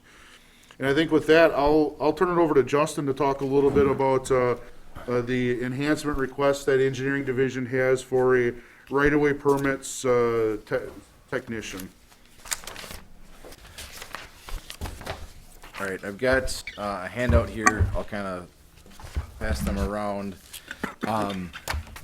Basically, currently the right-of-way permits are being housed out of engineering and primarily being done by an engineer. And that engineer, going back from even when I started, it takes a lot. The right-of-way permits, that position also handles the general side of site plan review. So any of the private developments that come in through community development and planning are reviewed in engineering for conformance with, sewer, water, right-of-way standards. You also throw on the engineering projects, which continually grow in size and number. It puts a lot for that position to handle. So we put together kind of this request showing the amount of work going through. If you look at the second page, this is the right-of-way permits that have been issued through an engineering division for the last 2, 4, 6 years, kind of showing, really a general increase kind of throughout and the staff time it takes to review these. They can range from a small single private homeowner needing to replace a sewer or water lateral to a large utility infrastructure rebuild on a street. Also for reconstructs, WPS is replacing gas, electric, Time Warner Cable, AT&T. So the amount is a lot to take in. And you'll notice it's a spike in 2017 in April and May. No, that's not an error. There actually were that many permits submitted. That was a WPS doing a citywide project where they were submitting just an extraordinary amount of permits. And that's, that ties to some of the things that we've got coming up. There's another utility provider that's looking at coming into the city and doing a citywide install. So, we're looking at hundreds of permits being submitted over the next couple of years on top of all of our regular permits. I'm sorry, did you say that the right-of-way permits issued had been increasing? Because the table on here shows it decreasing. There've been some consolidation. So for example, if WPS is doing, if they're doing all of the gas services on a street, instead of submitting, say there's 10 houses on the street, instead of submitting 10 permits, they've been consolidating those. But it still takes the same amount of time. So the amount of work that's being done is increasing, but it's not always 100% reflective on the permitting, just because we have allowed some consolidation of permitting on some of those projects. So that's where it gets a little bit difficult to compare number of permits exactly. But I think you did say the number of permits, but I think it's because we're consolidating a lot of that stuff to try to streamline the process as much as possible. The workload is increasing, but the number of permits might not be as reflective of it. Is this in anticipation of some large fiber projects coming? This is, as Justin said, this has been a challenge since he was in this position six, 7 years ago. So this has been a challenge on this position for a number of years. But certainly with some upcoming projects that we're looking at, really got it to the forefront of, we really do need to look at doing something, because, the strain on this one position is just tremendous. The individual that we've got in this position right now is struggling at times, trying to keep everything moving forward, just because, trying to get all of the sewer and water design done, not only on all of our street reconstruction projects, but also the standalone utility projects, trying to review all of these permits and licenses, trying to do all the site plan reviews and everything that's going on. It's gotten to a boiling point with this position. Well, I think one thing to note, and I hadn't really got into the site plan reviews, as you look at kind of the averages over the years, that is drastically increasing the last year. And one thing to note, kind of if you compare side by side, whereas they stay relatively steady throughout the year, especially on permits, the end of the year push on permits to get stuff closed up, cleaned up, ready for winter is key, because that also coincides with site plan reviews, trying to push to get projects done before the end of the year, as well as our own projects. So the end of the year push does get very difficult, trying to keep up with the right-of-way contractors, trying to keep up with our contracts doing our work, as well as the private development that's trying to get going or completed before the end of the year. So are you also going to propose a fee to us? That would be one of the discussions that we do get into, and in the handout that Justin circulated, If you look at kind of the last page is a comparison of nearby and comparable communities. Other than Oshkosh and Menasha, we appear to be the only ones that do not currently charge a fee. Most of these fees, range from, $35-40 to, kind of $100 in the middle to, Janesville's got a cap of $1,250 on a single utility permit. So, there's a wide variety. A lot of them, it's difficult to calculate exactly what the cost is because they've got a base charge and then a lot of add-ins. But, most of these permit fees are, appear to be in the $150 to $200 per permit range. As we look at the cost of this request, if we were to propose a $100 permit fee, it would about cover half of the cost of this position. Let's talk a little bit more about the fees. I know a little bit about this. So if you get a project that's 5 miles versus a 1-block project, I mean, obviously the engineering time to take a look at a 5-mile project is considerably different than a 1 or 2 block project. I mean, any ideas on how you're gonna factor that in? We haven't had a ton of time to go through that yet, and that's why, I mentioned Janesville's, their structure is, their base fee covers a certain length, and then it's a certain amount per foot or per mile over that. And like I said, they have a cap of $1,250. So, there are a lot of options to look at, because you're right, a single, we need to get into the street to relay a sewer or water service versus, installing, 300 miles of fiber through the city is very different. Right. So I don't have the exact, thought process on that, all ironed out just yet. I just, as a, for example, if we were at $100, it would be about 50% of this position. And this is, I'm punishing myself, but if this is going to be strictly a right-of-way person, are we splitting the duties, or is it just going to be a right-of-way person? The intent is this person would just do all right of way, and what it also does is it takes a load off of our streets division as well, because right now the supervisors are going out and doing the inspections for concrete and asphalt prior to that going back in. So the intent would be is this position would do all of that work.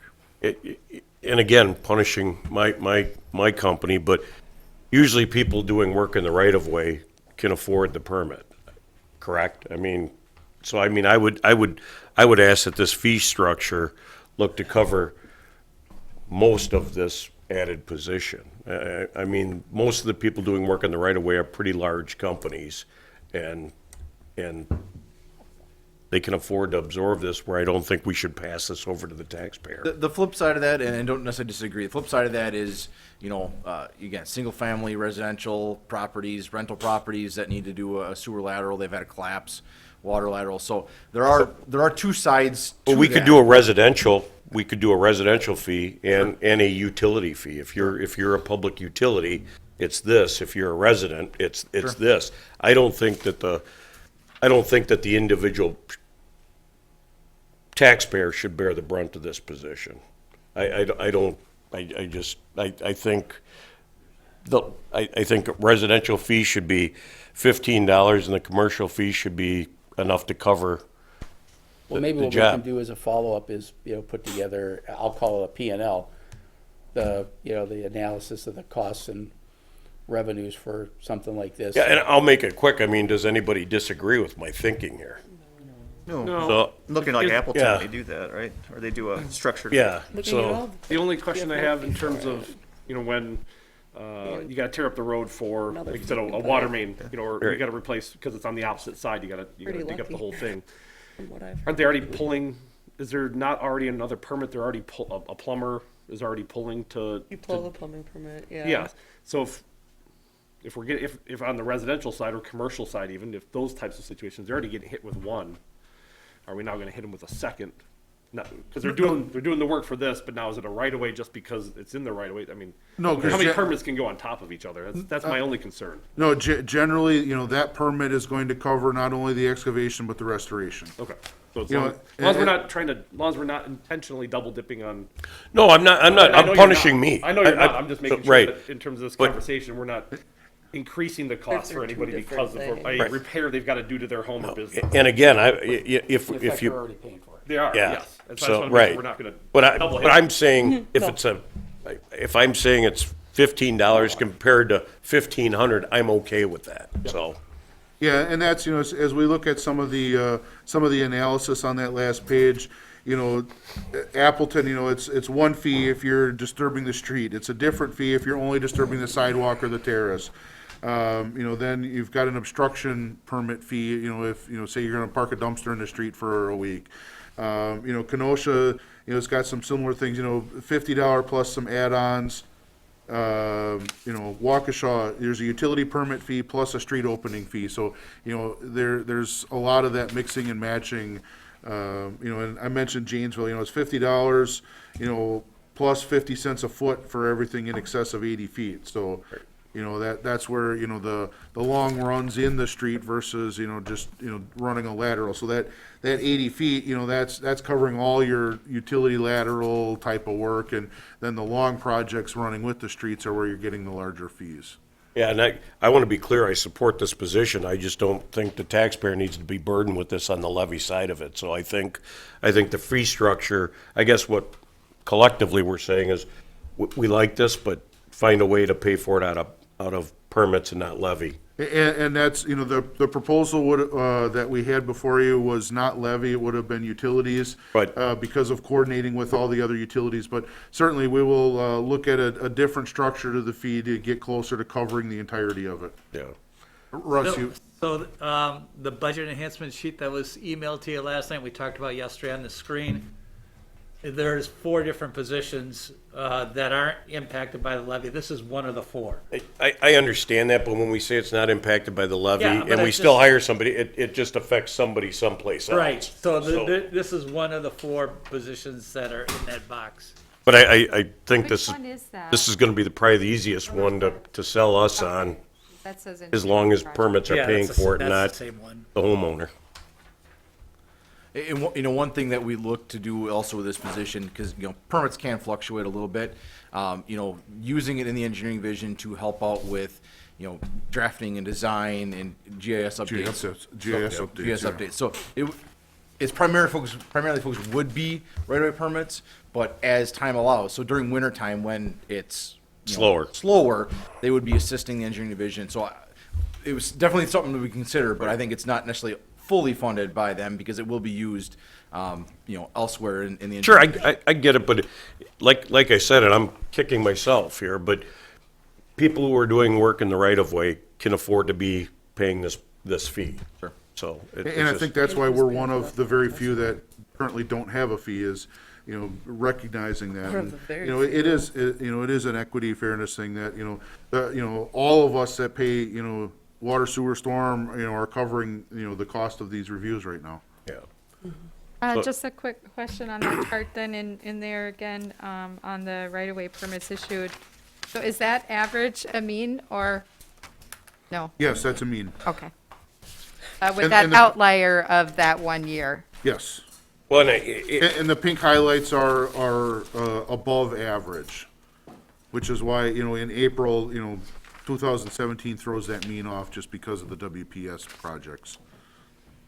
And I'm aware of 2 very large fiber builders coming to town, so I mean, you guys are gonna have your hands full. So and plus, you've got AT&T and Spectrum who are gonna wanna upgrade to compete with the fiber that's coming in. So I mean, we're gonna get inundated with permits and requests for right-of-way work. Right.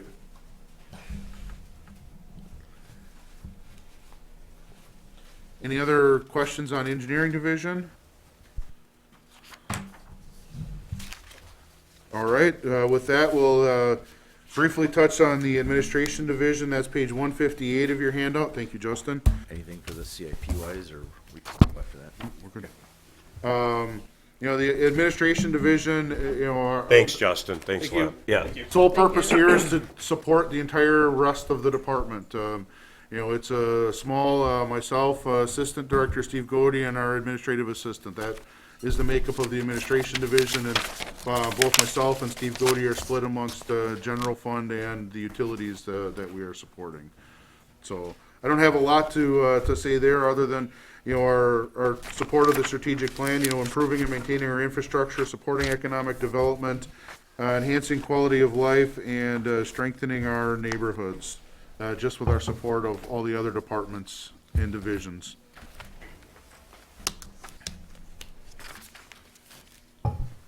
Any questions there? All right, if not, we'll move on to the lead service replacement fund on page 326 of your booklet. James, I've got to run, a little bit of an emergency, but thank you very much. Great job, and again, nice job during these tumultuous times, so, Thank you. Will you be back? yeah, I'll be back. See you later. I see, you just want to get away from me, Bill, I got you. Lead service replacement fund is utilized to process property owner reimbursements for private side lead water service replacements.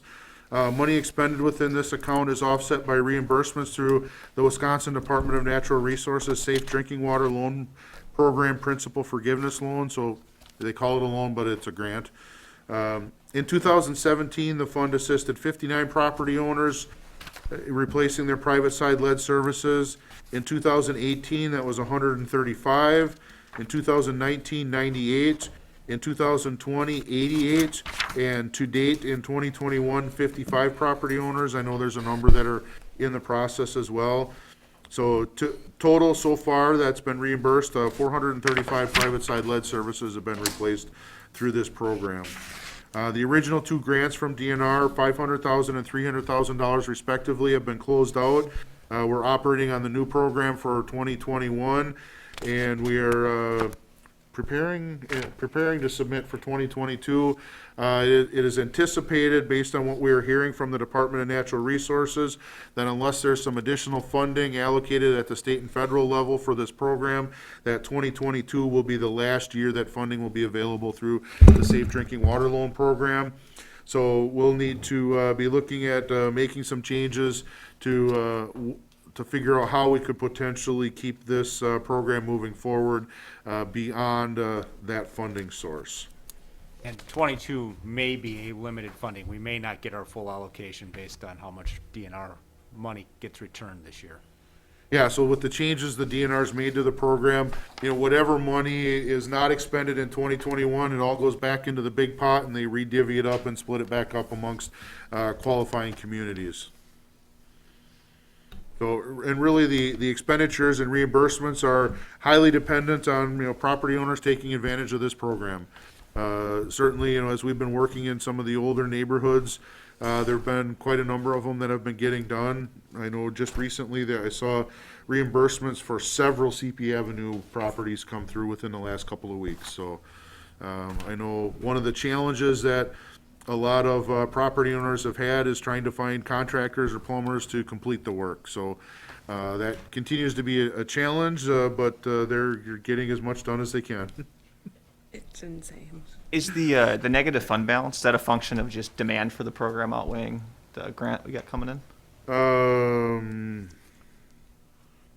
Yeah, I think that's due to the lag, because we process and we pay the property owners, and then once we get a pile of them, our reimbursement submittals are usually $50,000 to $100,000 at a crack. Okay. But certainly at the end of the year, we process, so, we will be expending, and then boom, we'll issue a reimbursement to the DNR. Then we'll be spending, and, Okay. so we started at zero, we go down, and then we get a reimbursement. Then we go down and we get a reimbursement. So this fund never goes up. It Got it. always goes down and then back to zero, down and back to zero. Councilmember Ford, just look at the 21 actual or projected numbers, and you'll see the revenues projected at 236 and expenditures at 172. Yeah. So that'll bring it back closer to zero. Cool. How Thank many you. contractors do you sublet for lead lab? Well, we don't. The property owners contract directly. Okay. We have a pre-qualification process, and I think we have probably 15 to 20 plumbers, contractors that are pre-qualified. Okay. But there's a handful that are doing the majority of the work.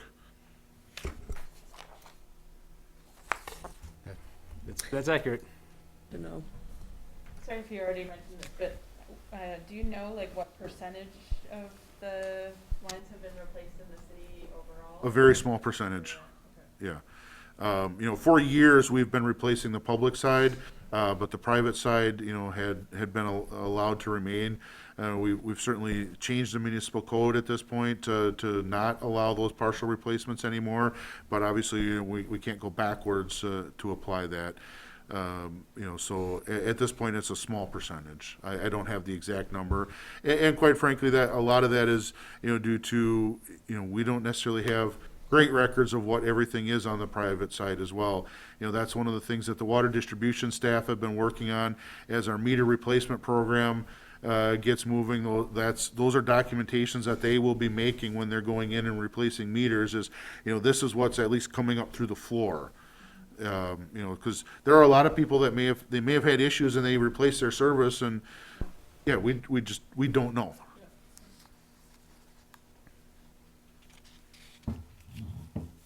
Okay. Anything else with that? Otherwise, we will move on to the water utility, page 461 of your book.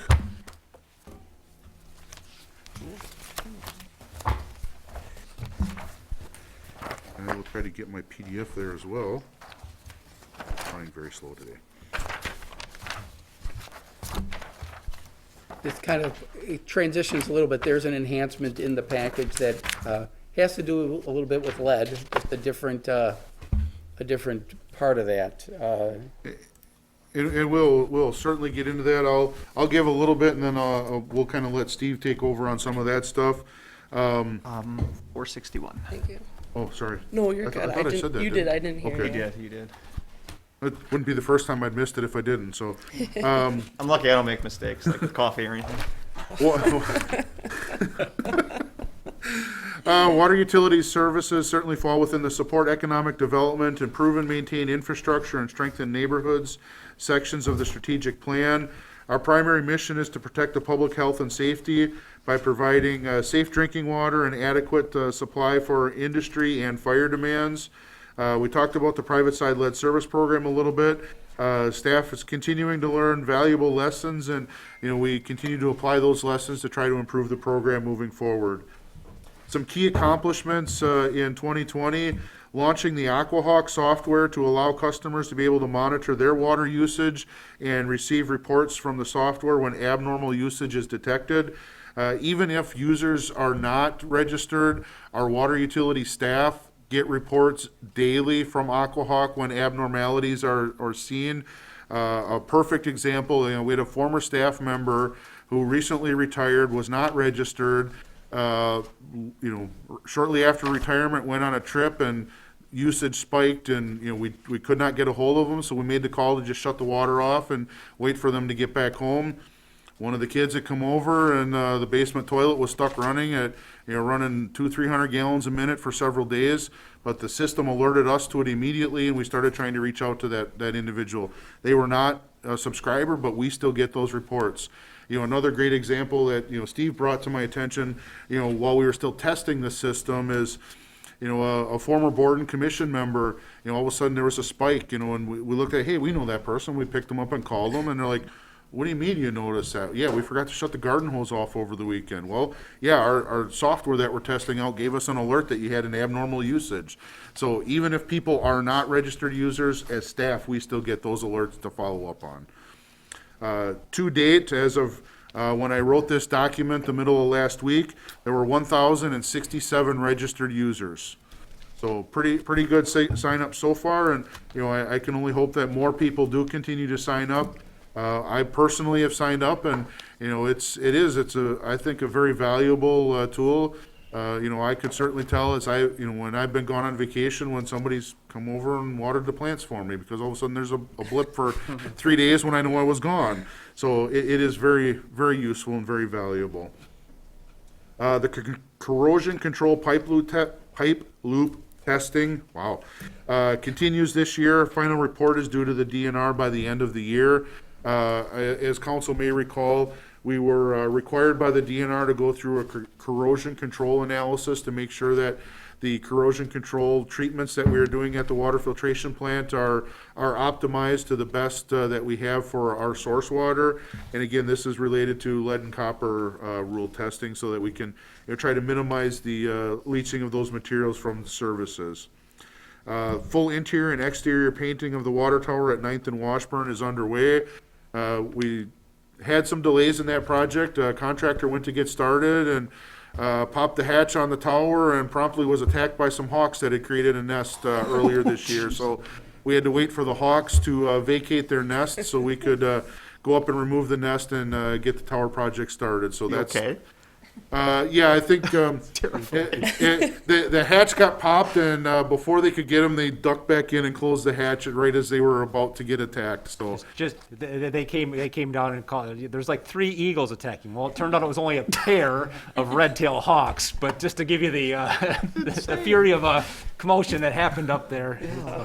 Thankfully, no one was wounded. And I will give a shout out where shout outs are due. The police department use of their drone has been tremendously helpful in us determining when these hawks left the nest, so we could monitor the situation so that we could plan to proceed with our project.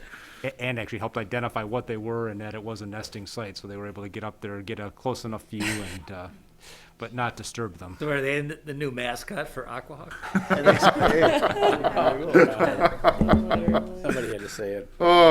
So yeah, so that project, obviously, if if anybody's been to the west side, you can see that project continuing on. Looks good. Some of the budget impacts, costs related to water main breaks and service breaks on the public side, extremely weather dependent. As we saw in the winter of 2013, 2014, an extremely low temperature, cold winter can lead to a lot of breaks and a lot of costs. So that certainly fluctuates.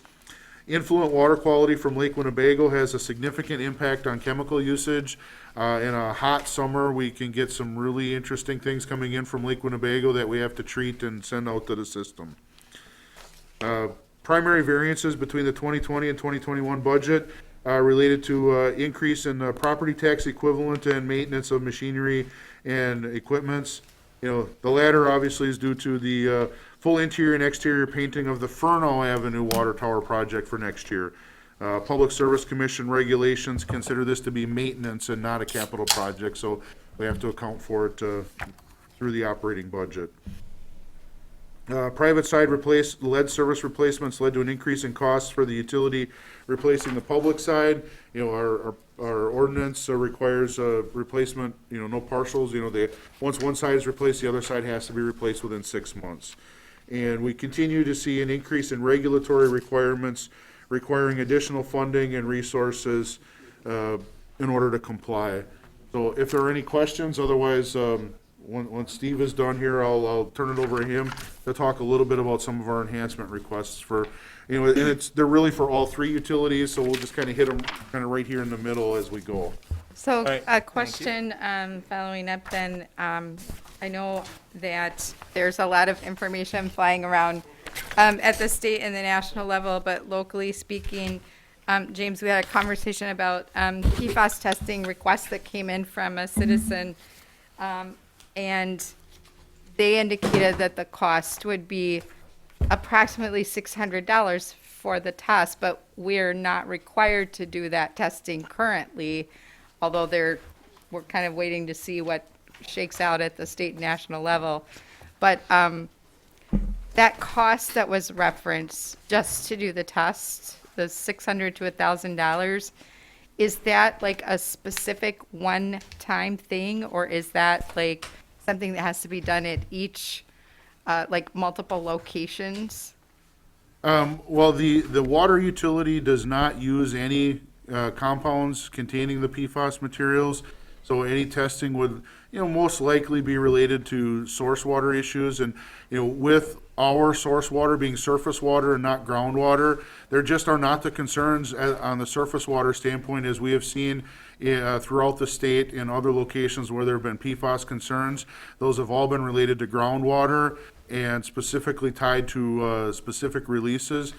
Certainly, knowing some of the things that have to go into testing, I think, that test cost might just be for the lab, but there are some very specific requirements that even the sample gatherer must comply with. You know, they can't use lotions, they can't use, you know, perfumes or colognes, you can't go to McDonald's and buy a burger because those wrappers, you know, there is a lot of very specific requirements on the sample takers to try to avoid false positives.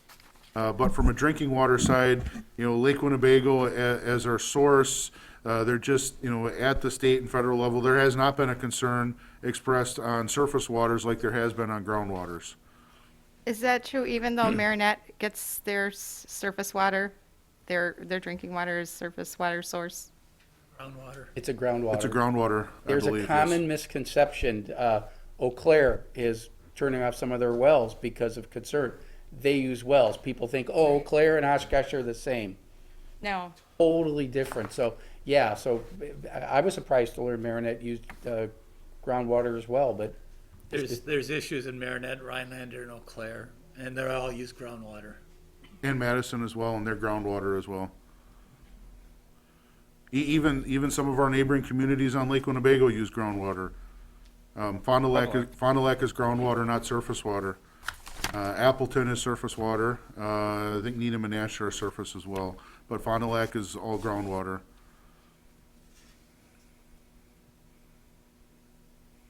Okay. Well, with that, I think you've heard a lot from me this morning. I'll let Steve do some talking here for a little bit. Give you a little breather, let you get a drink out of the jug there. All right, so I just passed down the three position enhancements that the three utilities together are seeking. Hopefully, everyone got a copy of it down through there. The first one is entitled Environmental Data Management and Compliance Technician. I'll back up here and give you a little background on this. The EPA down through the DNR are implementing a new lead and copper rule. The current version has been in place since in the 90s. The update is set to go into effect on December of this year. The requirements and the additional regulatory testing that is needed out of this is substantial. If you look at the chart on the bottom of that first page, it kind of summarizes some of the testing requirements as to where we are currently at versus where we're going to need to go to. The first lines are they're staying where they're at. You know, we have 80 to 100 samples per month of just the laboratory maintenance, routine testing in the plant, tower maintenance, and chlorine flushing, residual. All right, so we get to the next one. So we've got no tests going to 29 to included for the future for the, Steve, can you help me out with the UCMR acronym stands for? That's unregulated contaminants. It's an EPA requirement. They select from a list of unregulated contaminants that are identified through various processes, and they periodically want to gather more information on those. So they develop a list, and it goes out every, I think typically it's a 3-year cycle, and that goes out to a number of utilities. We're required to test, and again, that processes all those through EPA, not necessarily through DNR. And we test for those compounds, they look at the data, then they decide whether they need to be regulated or not. And to get to the PFAS question, UCMR 5, which is currently being put together, has PFAS compounds in it. So we'll be testing for a number of PFAS-related compounds as part of that protocol that will be coming out shortly.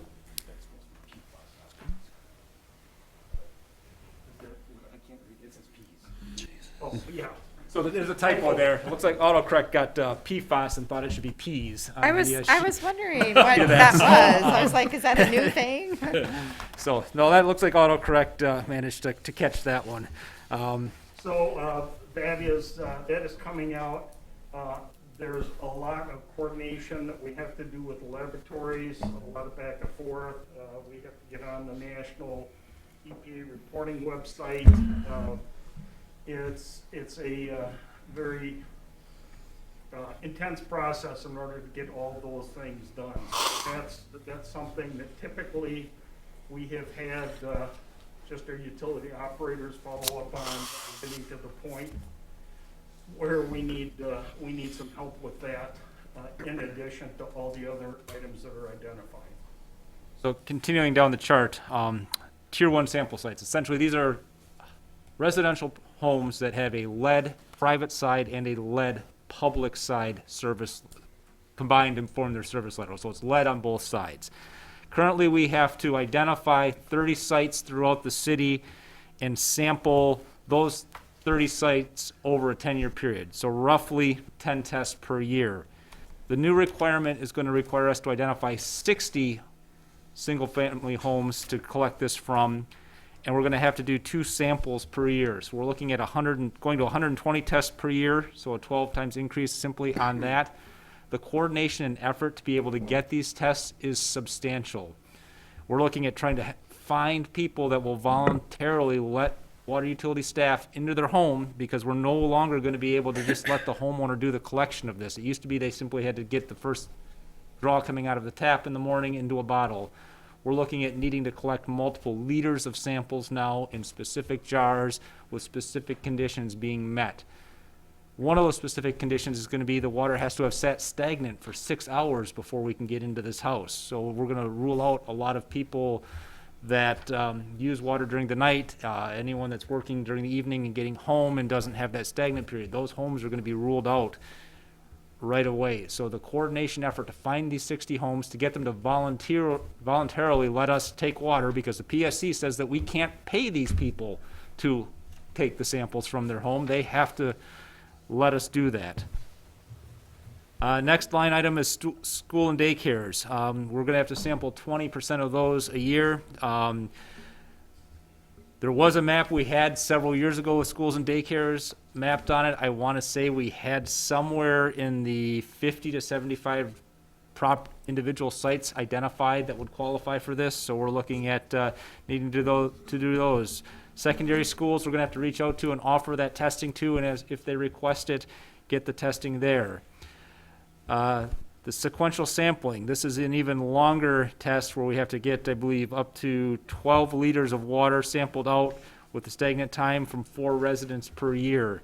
Again, it's going to take heavy coordination and working to find these properties that are eligible and being able to take these samples. An additional requirement is going to be following up on any exceedances to the lead. So we're going to have to do, we're estimating about 35 sites per year where we're going to find exceedance of the lead sample limits that are being reduced in the new lead and copper rule, what those thresholds are to go. And then there's the big increase is just general water quality testing and for data points of vary. Currently, we have 70 data points or tests that or collections we have to do every 3 years, so roughly 23 a year. We're looking to go to 2,400 of these tests or data collection points per year under the new rule. We need someone to be able to do these testings and get this stuff coordinated. There just simply isn't enough time. Right now, current staff are filling in as they need to on this. The laboratory, we have a environmental technician at the water plant. That position pretty much handles the 80 to 100 samples per year. Between them and another operator, they can handle getting the 10 tests per year for the tier 1 sites and coordinating that.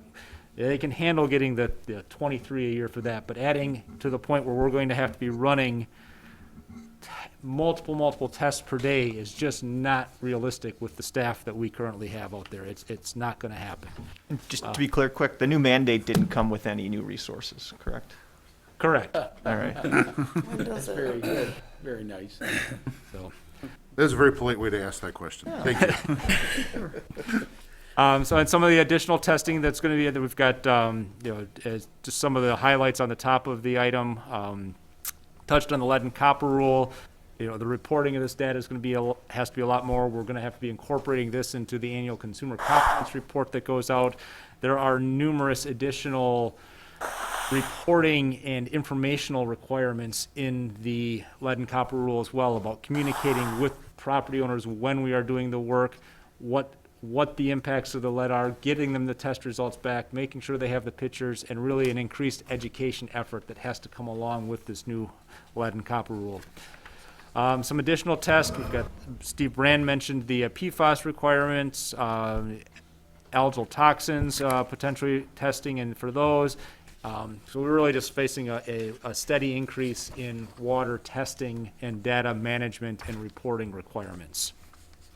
So Madam Mayor and Council, when I gave you the budget enhancements, this is number 15 on that budget enhancements. And like I said, the utilities, if you count the engineer right-of-way permit, there's 4 requests. And I think 15, 16, 17, and 18 are all kind of put in a recommended order for your consideration. So this was at the top of the list. Yeah. I should also mention that if you can see the sheet there, we've got the total enhancement for this year at 129,200. That is because we need this person's going to be on the move continuously to get a half-ton van, essentially, for them to be able to carry the equipment and the samples and be able to go around the city. So that's part of the reason you see that heavier cost in the first year, and then the annual salary for the anticipated range is about $84,000 at the midpoint. Does anyone have any questions on this? Yes. Are you able to utilize UWO's water lab? We have our own lab. Okay. We have a lab on site. It's the staff to be able to do the sample collections, coordinate it, and then actually run the tests. Okay. So yes, each plant has their own Just as full an lab. extra, if needed, if extra, would you utilize it? I think that might be a possibility that we would have to coordinate with them. I know we've had some communications over the years with them, asking, certain types of things like that. But, as Steve said, we do have full service lab at both facilities, but that doesn't mean there's not some possibilities. Certainly as it gets into some of these tests, there are only a handful of labs in the Midwest that are certified for some of these tests. So it is a question of what the capabilities are versus what tests have to be run as well. Because there are some that we can't even run, we have to send out. Okay, thank you. So the next position, the second sheet, is a GIS utility technician. We're looking to try to get our utility records and laterals updated and have more availability to this. This would probably definitely been a benefit for Councilmember Miller to be here to weigh in on some of these items, but our operations have made it really become a lot more dependent on the GIS, from the data requests to locating to data management to life cycle analysis to all of those things that can be built into the GIS system and used to track the asset management and really help us make better informed decisions as to when things need to be done. I think a big part of that too is with the launch of the Tyler EAM this year. The EAM has a GIS component, so we need to ensure that the EAM and our GIS records are always in lockstep with each other. Otherwise, that leads to data management issues on the asset management side that we just can't have. Sorry, Steve, go ahead. No, that's fine, thank you. So yeah, providing a functionality and support, it's critical to our operations. We need to be able to recall the data when we need it to be able to make decisions. As I mentioned, we have file cabinets full of historic information on laterals, locations, materials, and some of those things. It's sitting in a file cabinet. It's not accessible on a routine basis.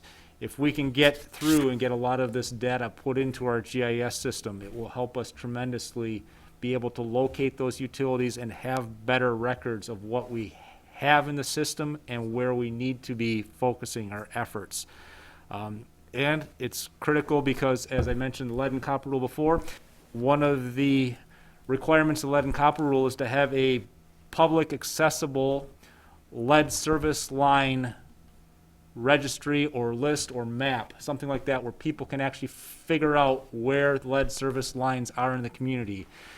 As James mentioned, our water utility or water distribution staff, as part of the meter changeout program, are going to be going in and doing a cross-connection control to make sure that there aren't things that are cross-connected, and we're not necessarily, the cross-connection for water utility isn't the one we're thinking of where the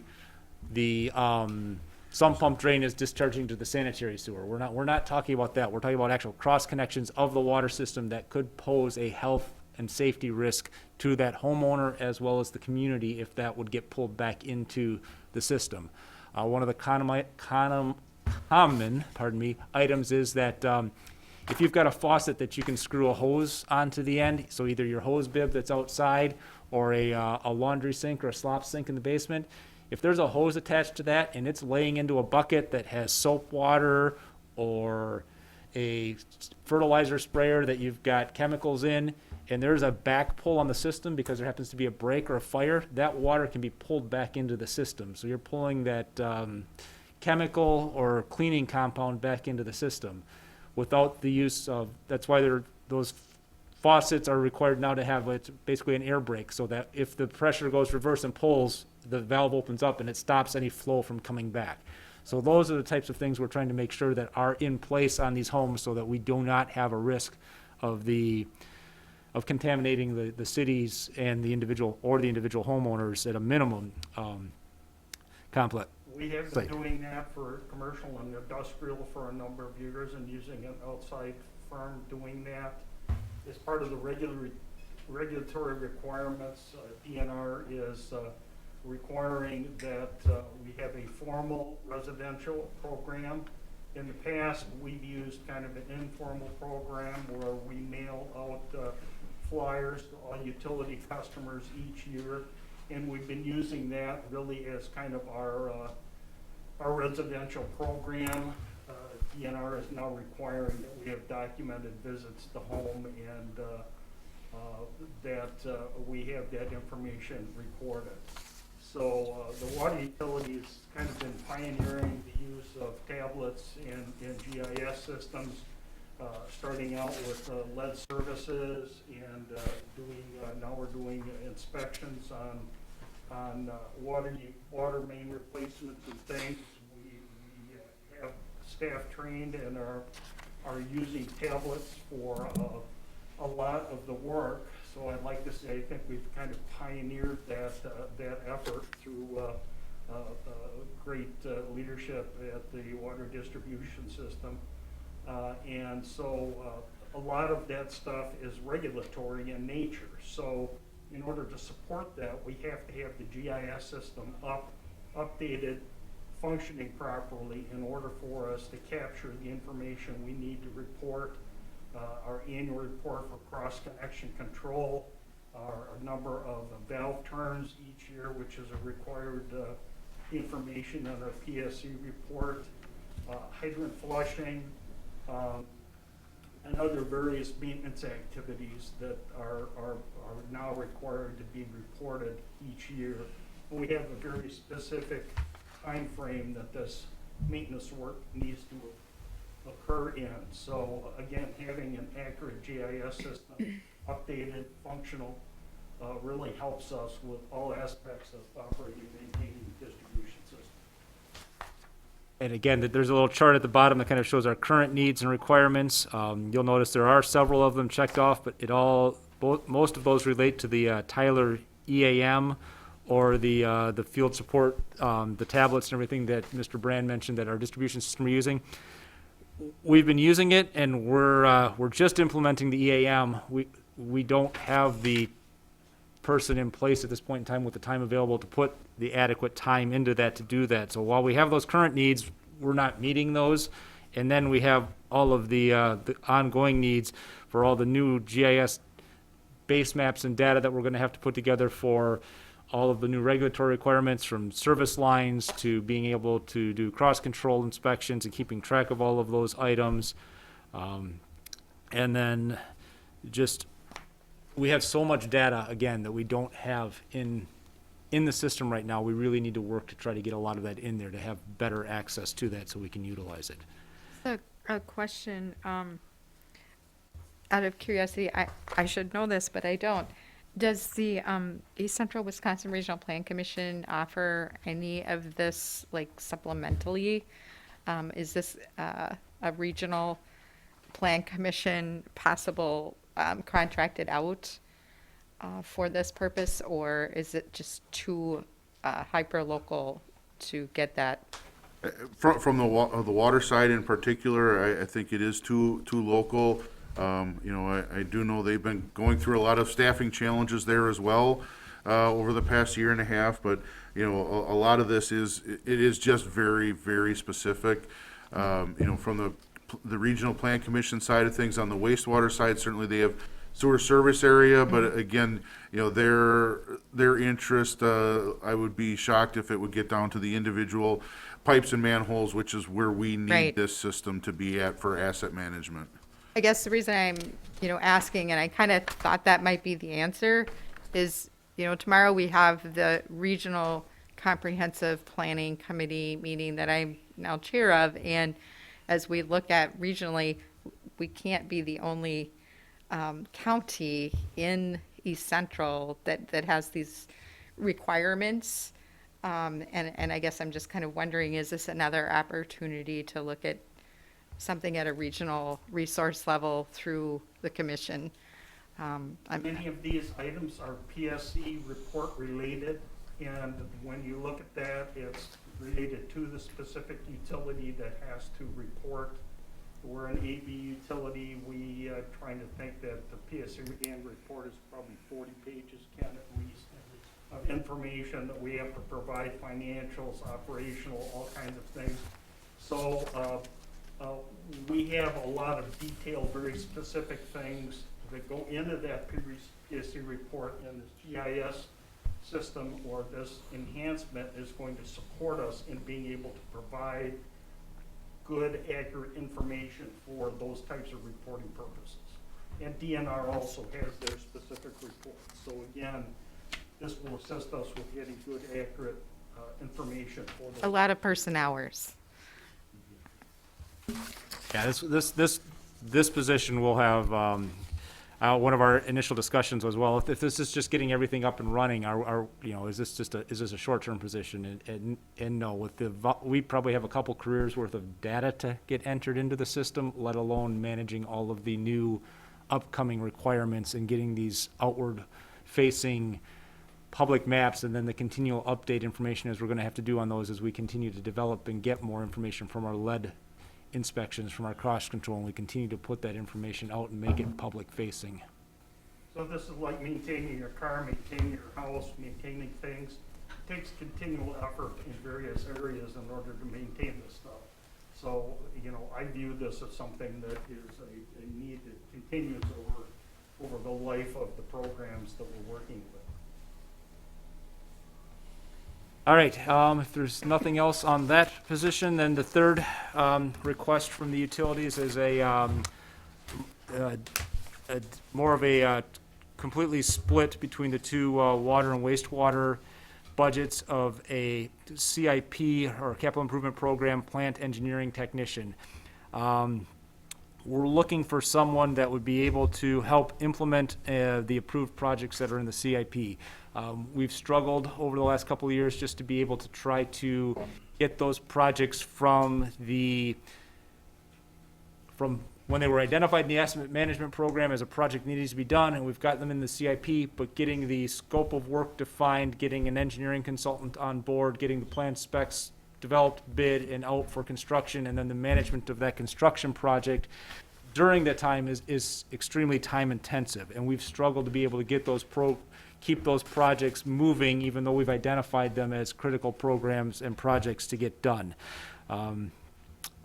So this project, a little bit on the summary of what we've done is we took a chance at kind of on the bottom here of trying to go through what the design, the project identification, design, and bidding process, then into construction is for one of the projects, and then highlighted what this position really would be responsible for doing.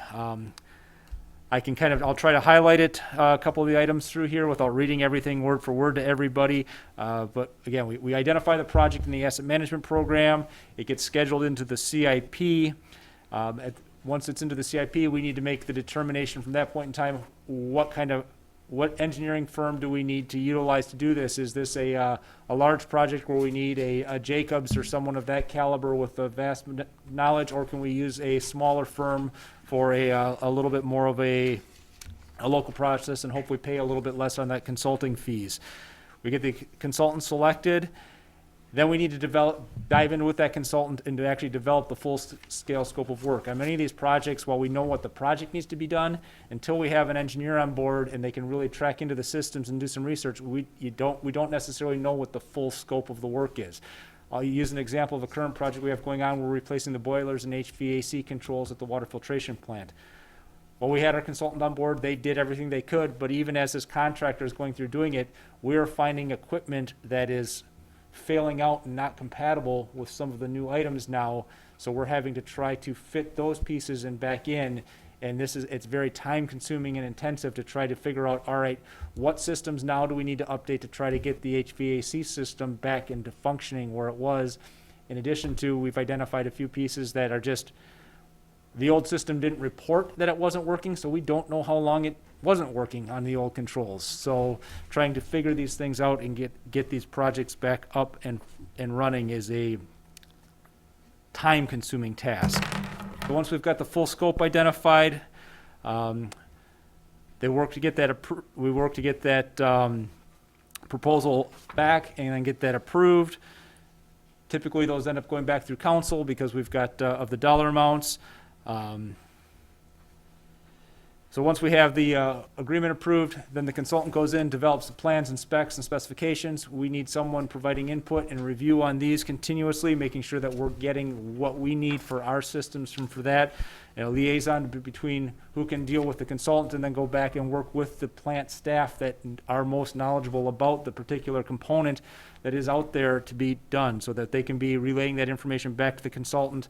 And we don't have the consultant trying to chase down 10 or 15 different staff members to get their input.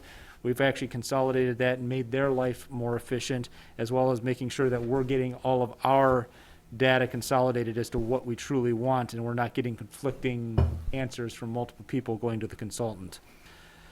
So once the plans and specifications are done, they're compiled, put out for bid, and bid goes out, it's approved by council, then the construction starts. Construction contract oversight is another very timely item. You've got pre-con meetings, we've got during construction meetings, construction management continually ongoing. We're looking for someone to be able to meet with the contractors. Again, provide that single point of contact to the contractor, who then knows who the staff are at the city level that they need to go correspond with to make sure that we're getting everything lined up and done correctly. Construction, again, monitoring the progress, doing pay requests, monitoring all the pay requests, reviewing those, making sure that the work that we're paying for has been completed already and that it's satisfactory, or that we're doing partial payments on that work that's underway so that we're getting the contractor paid so they can continue to get their supplies and parts and keep the project moving forward, but not paying too far ahead that we don't have our needs met. Again, we've got startup of the project and project closeout with final payment, and then going back to the warranty tracking. So many of our components and parts have different warranty periods on them. Some manufacturers' warranties may be 2, 3, 4, 5 years, depending on a specific component. The project as a whole may have a 1 or 2 year warranty on the project as a whole. So it's really someone going back through and doing that warranty check as these projects close out to make sure that we're getting the value that we paid for and getting those warranties, and that we're keeping track of that and getting the warranty work fixed if things are under warranty. That's really the summary I have on this project. Again, the personal expenses are averaged out there, along with a little bit of the computer equipment and desk. And as Russ mentioned, these are prioritized in the list that went out to council already in our request order. I'm not sure where this one actually fell, Russ. Unfortunately, this was number 18. Number 18. This is number 4 of 4. That's kind of what I thought. This was our lowest priority. We still feel it's very important, and think it will be vital in the long run to getting the utilities and keeping these projects going in the ever increasing regulatory world. But we realize asking for 4 positions in 1 year is also a lot.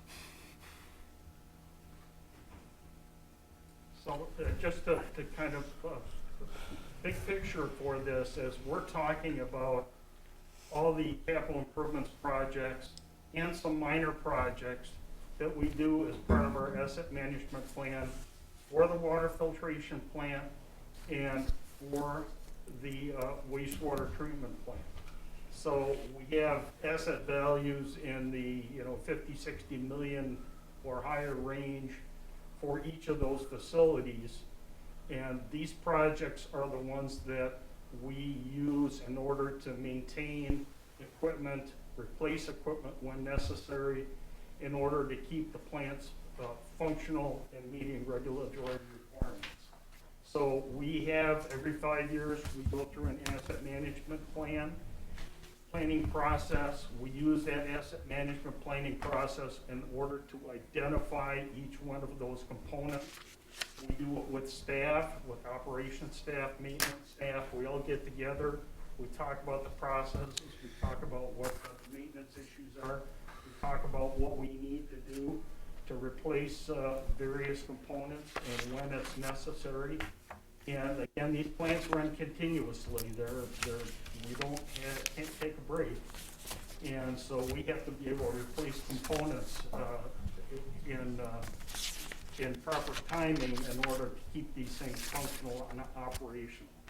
So, and it takes a kind of the engineering side of it is more of an environmental and process engineer. In other words, we may be looking at structural, mechanical, electrical, in each one of these various things. And as we replace a component, we've got to make sure that it fits in with the existing components and that we don't miss anything when we're putting these things in. So it takes a lot of technical skill and it takes a lot of communication when we do these things. So I view this as really a critical position in order for us to continue to provide those the things we need in order to get those CIP projects done in a timely fashion. We still have to do water and wastewater, and We still gotta hit sewer and storm. We got through Yeah, we water, need so to yeah, I know we Take gotta, a quick little break here and come back if folks need it, or do you want to keep going? well, if we can finish up sewer and storm quick, then we can get you to your break that we're supposed to be finishing right now, I guess. Sewer utility starts on page 468. Again, services fall within support economic development, improve and maintain infrastructure, and strengthen our neighborhoods. Sections of the strategic plan. The sewer utility treats all the sanitary waste generated not only from the city of Oshkosh, but also from several neighboring township sanitary districts. Continues to focus on clear water inflow and infiltration reduction from the sanitary sewer system. To date, we've had a lot of positive impacts on the wet weather flows managed by the plant. If you look at some of the performance indicators, certainly through Q1 and Q2 and Q3 this year, our rebound time has been back up, but we've had since June an exceptionally wet year. While the ground is already saturated for most of these rains, we're getting a lot more runoff and a lot more entering the system. Our continual televising, not only through streets division, but also through contractors, is identifying some areas that we need to focus on some projects. Some of the key accomplishments: completing the fourth stage of the Interceptor project along Oregon Street, participating with the State Lab of Hygiene on the COVID-19 wastewater study. Our annual compliance maintenance annual report once again scored a perfect 4.0 score. We mentioned earlier the decommissioning of the East Waukau Avenue pump station, and we are very close to settling our current permit challenge with the Wisconsin Department of Natural Resources. I got some final things going back and forth with the legal teams, but I think we are very close on that. Are you expecting we'll have another closed session on that shortly? I'd have to confer with Mark and Lynn on the potential need for that. I think I Lynn think sent we're a following the recent memo. direction council gave. It just takes time to get it through, but probably by the time we have a briefing for you, we'll be able to do it in open session. Okay. That would be my hope. As you know, certainly Steve has talked a lot about, we're continuing to see increases in regulatory requirements, and looking at the budget so far for sewer utility, we do have an overall slight decrease, but primarily related to asset depreciation and interest costs. So if there are any questions on sewer utility, otherwise we'll move to storm on page 474 of your book. Again, stormwater utility services, improve and maintain our infrastructure is the primary goal. Certainly, we've got some other aspects that we help with, including some of our quality of life and trying to reduce our flooding. Stormwater utility is generally responsible for ensuring that the city complies with the Wisconsin Department of Natural Resources Municipal Separate Storm Sewer Program permit. That permit is issued by DNR through the Federal Clean Water Act. Some of the key accomplishments, we continue to complete design and construction of a storm lateral mini storm program, and we are continuing to work on our stormwater quality management plan update in compliance with the EPA-approved Upper Fox and Wolf River TMDL documents. Consultant team is making good progress on that. We're probably looking at early next year, hopefully getting that study completed, and that'll help guide our capital plan going forward. Some other project work that we're getting done. A couple of years ago, we replaced a bridge over Gallup's Merritt's Creek on Walcott Avenue. This year, the same creek bridge is being replaced on Oregon Street. They're literally about 200 yards apart. And then next year with the Bradley Street project, that same creek will get a new bridge on Bradley Street as well. So a lot of work going on in that area. Those culverts were all failing very, very poorly. From a budget standpoint, essentially no change in the requested budget between 21 and 22. James, along those lines, we've talked in the past before about the addition of green infrastructure to complement our other forms of stormwater management. We talked a little bit yesterday with Parks about the amount of stormwater management, trees contribute. Is that something that could enable us to, I guess, enhance this at a faster rate is with the urban forestry tree planting? I can't remember, I think you said it's like 55 gallons per tree, depending on the species or whatever, but any thoughts on boosting our green infrastructure as a complement in this budget? Certainly from a stormwater standpoint, our utility staff assist with a lot of our other projects to try to implement projects. Recently with the expansion of Westfield and Keller Street, we implemented some very unique greener infrastructure projects with the subsurface prairie treatment system. We've been working with Marquette University on some testing and some sampling of those to try to provide DNR with information to hopefully be able to put guidance documents out. So our utility staff have been working closely with agencies on trying to pioneer some practices and get some more things more widely accepted in the state. So, our staff do continue to work on a lot of those types of things. We continue to encourage, development to look at practices and try to help them through that process as well. So their efforts over in parks and urban forestry do complement, but is it a question, do you feel like that's a need to up our game, so to speak, in that regard? You mean by trying to enhance the urban forestry, or? The urban forestry as it relates to your budget and helping complement what we're doing in the blue infrastructure and the gray infrastructure and all of the other hardscaping. Don't have a good answer for you at this point in time. Okay, thank you. Tag on to that, how has, when you redid your building, your front area, you've got all the plants and whatnot up there, how has that affected stormwater by your building? By the field operations building? Yeah, the large biofilters that were constructed as a part of that project were constructed to provide water quality treatment related to the construction of that project. So that, meets the requirements of our ordinance and the DNR, but it is, water quality and, a little bit of, they provide a little bit of a benefit of flood control, but it is, primarily water quality treatment. Okay.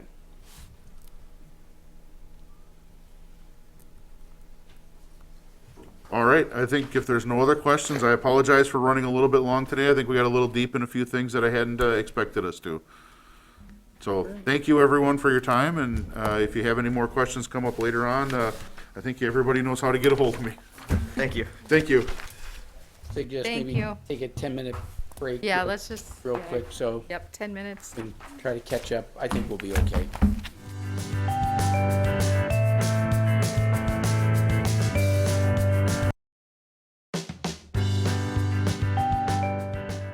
The Oshkosh Common Council is currently in a break. For a schedule of all GovTV programming, visit our website at oshkoshmedia.org. This is GovTV, opening accessibility and understanding of local government, helping you to be informed and involved. Also streaming live and on demand at oshkoshmedia.org and radio simulcast on Oshkosh FM 101.9. Like us on Facebook at our Oshkosh Media page. For a schedule of all GovTV programming, visit our website at oshkoshmedia.org. Please stay with us. Coverage will resume shortly.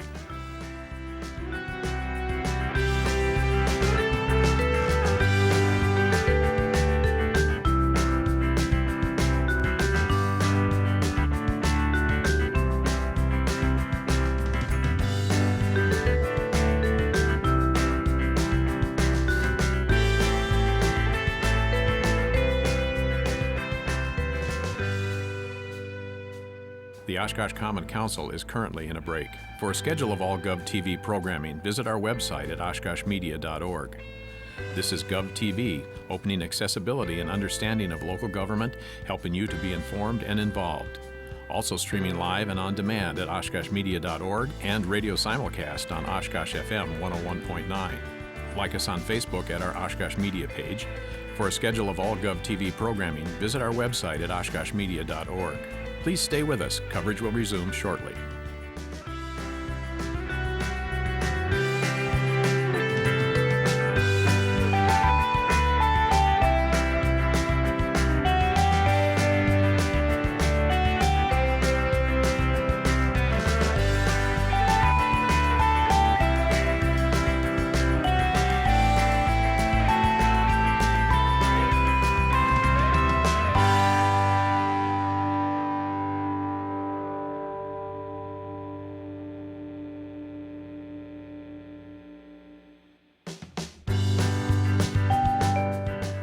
The Oshkosh Common Council is currently in a break. For a schedule of all GovTV programming, visit our website at oshkoshmedia.org.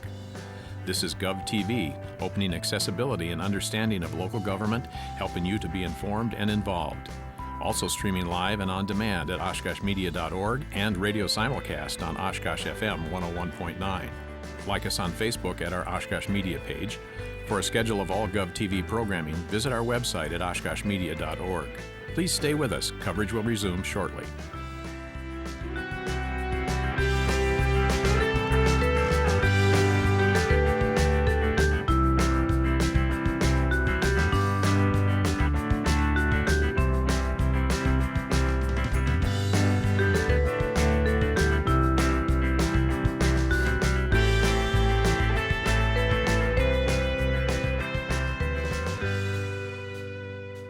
The Oshkosh Common Council is currently in a break. For a schedule of all GovTV programming, visit our website at oshkoshmedia.org. This is GovTV, opening accessibility and understanding of local government, helping you to be informed and involved. Also streaming live and on demand at oshkoshmedia.org and radio simulcast on Oshkosh FM 101.9.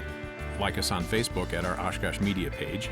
For a schedule of all GovTV programming, visit our website at oshkoshmedia.org. Please stay with us. Coverage will resume shortly.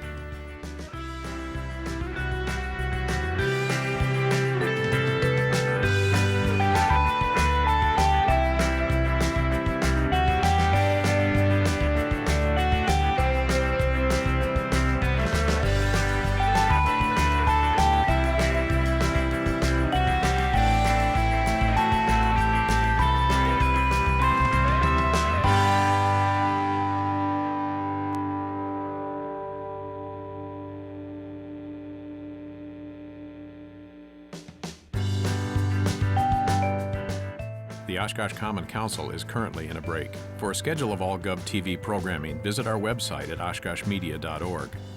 This is GovTV, opening accessibility and understanding of local government, helping you to be informed and involved. Also streaming live and on demand at oshkoshmedia.org and radio simulcast on Oshkosh FM 101.9. Like us on Facebook at our Oshkosh Media page. For a schedule of all GovTV programming, visit our website at oshkoshmedia.org.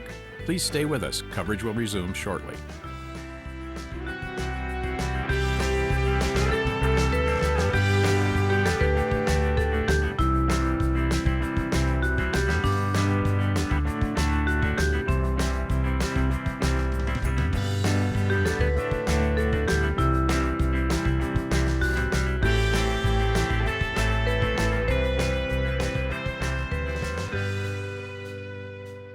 The Oshkosh Common Council is currently in a break.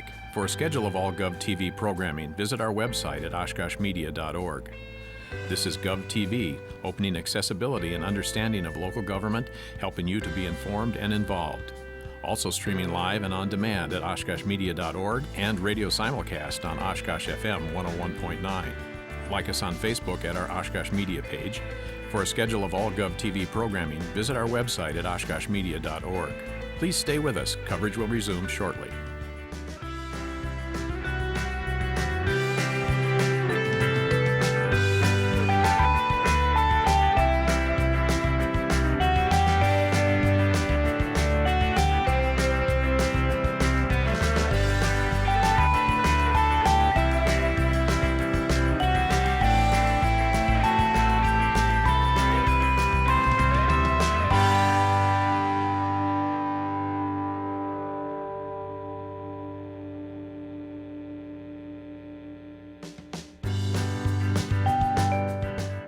The Oshkosh Common Council is currently in a break. For a schedule of all GovTV programming, visit our website at oshkoshmedia.org.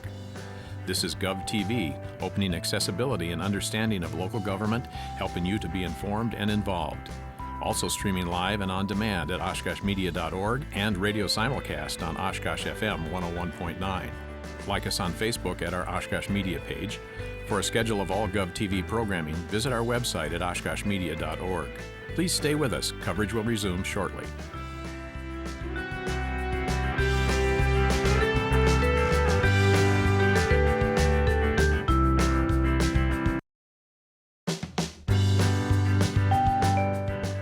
The Oshkosh Common Council is currently in a break. For a schedule of all GovTV programming, visit our website at oshkoshmedia.org.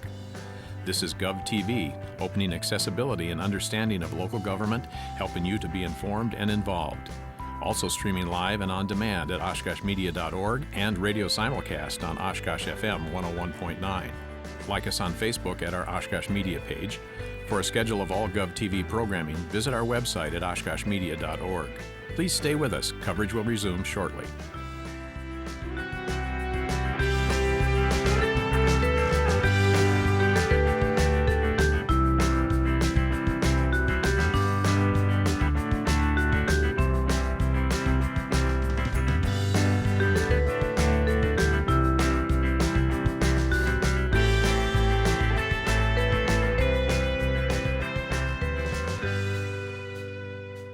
The Oshkosh Common Council is currently in a break. For a schedule of all GovTV programming, visit our website at oshkoshmedia.org. This is GovTV, opening accessibility and understanding of local government, helping you to be informed and involved. Also streaming live and on demand at oshkoshmedia.org and radio simulcast on Oshkosh FM 101.9. Like us on Facebook at our Oshkosh Media page. For a schedule of all GovTV programming, visit our website at oshkoshmedia.org. Please stay with us. Coverage will resume shortly.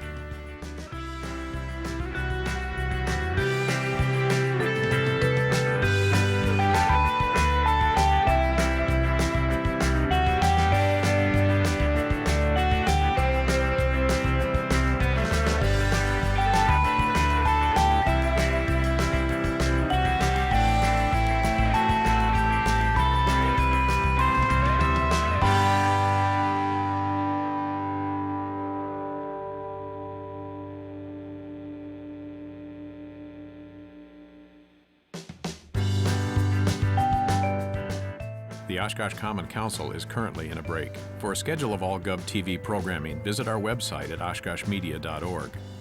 This is GovTV, opening accessibility and understanding of local government, helping you to be informed and involved.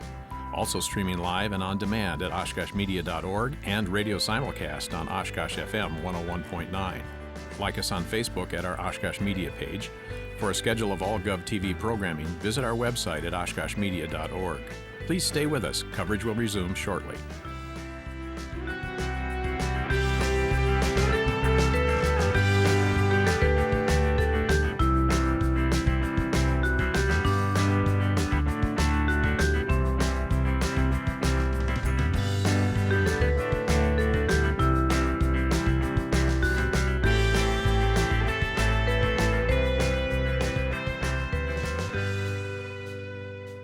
The Oshkosh Common Council is currently in a break. For a schedule of all GovTV programming, visit our website at oshkoshmedia.org. This is GovTV, opening accessibility and understanding of local government, helping you to be informed and involved. Also streaming live and on demand at oshkoshmedia.org and radio simulcast on Oshkosh FM 101.9. Like us on Facebook at our Oshkosh Media page. For a schedule of all GovTV programming, visit our website at oshkoshmedia.org. Please stay with us. Coverage will resume shortly.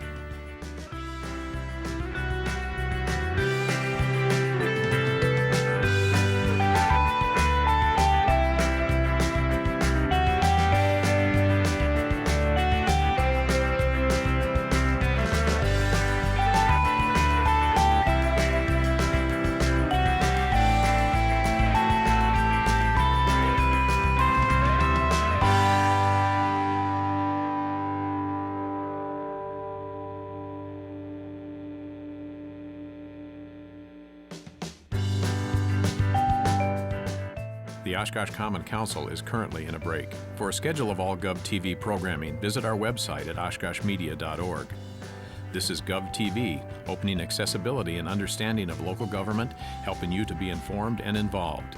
Also streaming live and on demand at oshkoshmedia.org and radio simulcast on Oshkosh FM 101.9. Like us on Facebook at our Oshkosh Media page. For a schedule of all GovTV programming, visit our website at oshkoshmedia.org. Please stay with us. Coverage will resume shortly.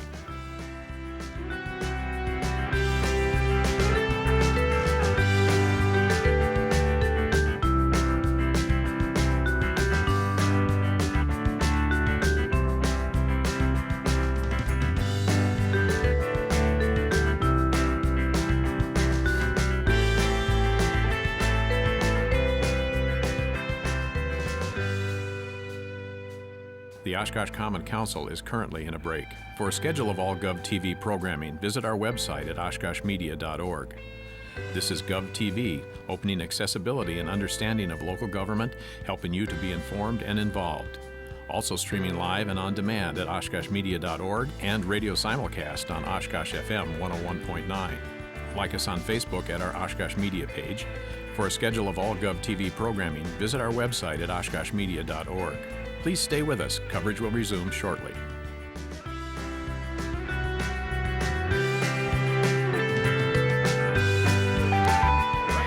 Jeff, welcome. Well, you know, the first thing I want to say is to thank you, all of you, for being in day 2 of this marathon process, to thank you for your dedication and your attention to the detail of the city budget. It's a long process every year, and this is part of the kind of crunch time right here. So thank you all. Thank you all very much. Now, you spent most of the morning with Mr. Robbie and Mr. Godey talking about the essential physical functions that are necessary for a large group of people to live together in a single space. The Public Works Department is the bones and the sinew and the circulatory system, the contaminant monitoring system, and of course the waste elimination system for the city. The library is a public utility that you support that focuses more on the mind and the imagination and the soul and the relationships that are built that carry the community forward, make it strong and make it sustainable under adversity. So that's kind of where I'm going today. And because when we get to the budget numbers, you'll see that they're almost exactly the same as in 2020 and 2021, except for the drivers articulated by our city manager in his budget message to you, I'd like to spend a little bit of time going over some things at a kind of a higher level with you. I brought a copy. One thing you'll notice in the budget book, and the library's budget starts on page 284 of your budget books, the strategic plan goals that are listed there for the library in the city plan are actually different from the strategic plan goals that are in the library's current strategic plan that was approved by the library board earlier this year. So I'd like to share with all of you what we call our placemat edition of our strategic plan. And would you mind leaving one at Mr. Miller and Mr. Mr. Passing this. That's great. That's great. I'll give us some that one. Thank you. Thank you. So the library began a strategic planning process in September of 2020 at the height of the COVID case levels. But we did it from the conviction that we needed to be planning for what we were going to be about in coming out of the pandemic, in building towards a stronger community and sustaining this community going forward. Our strategic plan 2021 has somewhat revised top-level goals, and I'm not going to go through this in detail with you. I want to hit the high points so you have a sense of what sorts of things we're trying to do at the public library right now to fulfill the goal of enhancing the assets and services of the city's cultural institutions. Welcome, Councilmember Wojciechowski. It's nice to see you. Thank you also for your service during this grueling 2-day marathon. We're just talking for a few minutes about the library's strategic plan goals, which are somewhat different than the goals you'll see in the budget book that starts on page 284. Our top level goal, now the library board passed this plan early this year, and we've been working on action items and the bulleted objectives throughout 2021. But being community-driven, being better in touch with the needs of the members of our community, it rose very quickly to the top-level goal for the library, both during the COVID crisis and then coming out of it. So we now have a community engagement librarian that is actively interfacing with such agencies as the Aging and Disability Resource Center of the county, with the Senior Services Department of the city. So we're taking a much more active role about getting out into the community, interfacing with other departments and other agencies, and going out to opportunities to be in front of the public. Our engagement librarian does library card, what she calls library card clinics at nursing homes. She goes to Evergreen regularly and basically takes a person's library card and makes sure it's all up to date and ready to use. So we are working on some plans to just more actively and more regularly be just having dialogue with our community as to how we can serve better.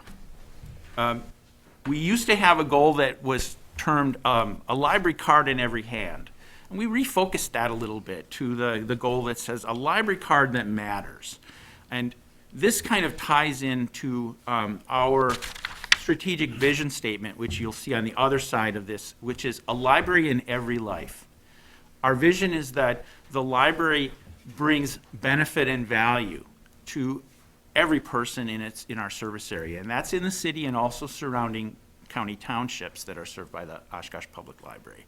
And so the library card is like it's your first step to accessing the full range of resources. So we need to focus more heavily not only on convincing people to get a library card, but we need to build a welcoming process that follows up with new card holders to find out what their experience was like. Did they get value? And also to actively suggest other services or resources that they might enjoy. So that's part of what our activities are intended to be under that goal. Goal 3 is that the library means to be a catalyst for learning and growth. The library is your lifelong learning public utility in the city of Oshkosh.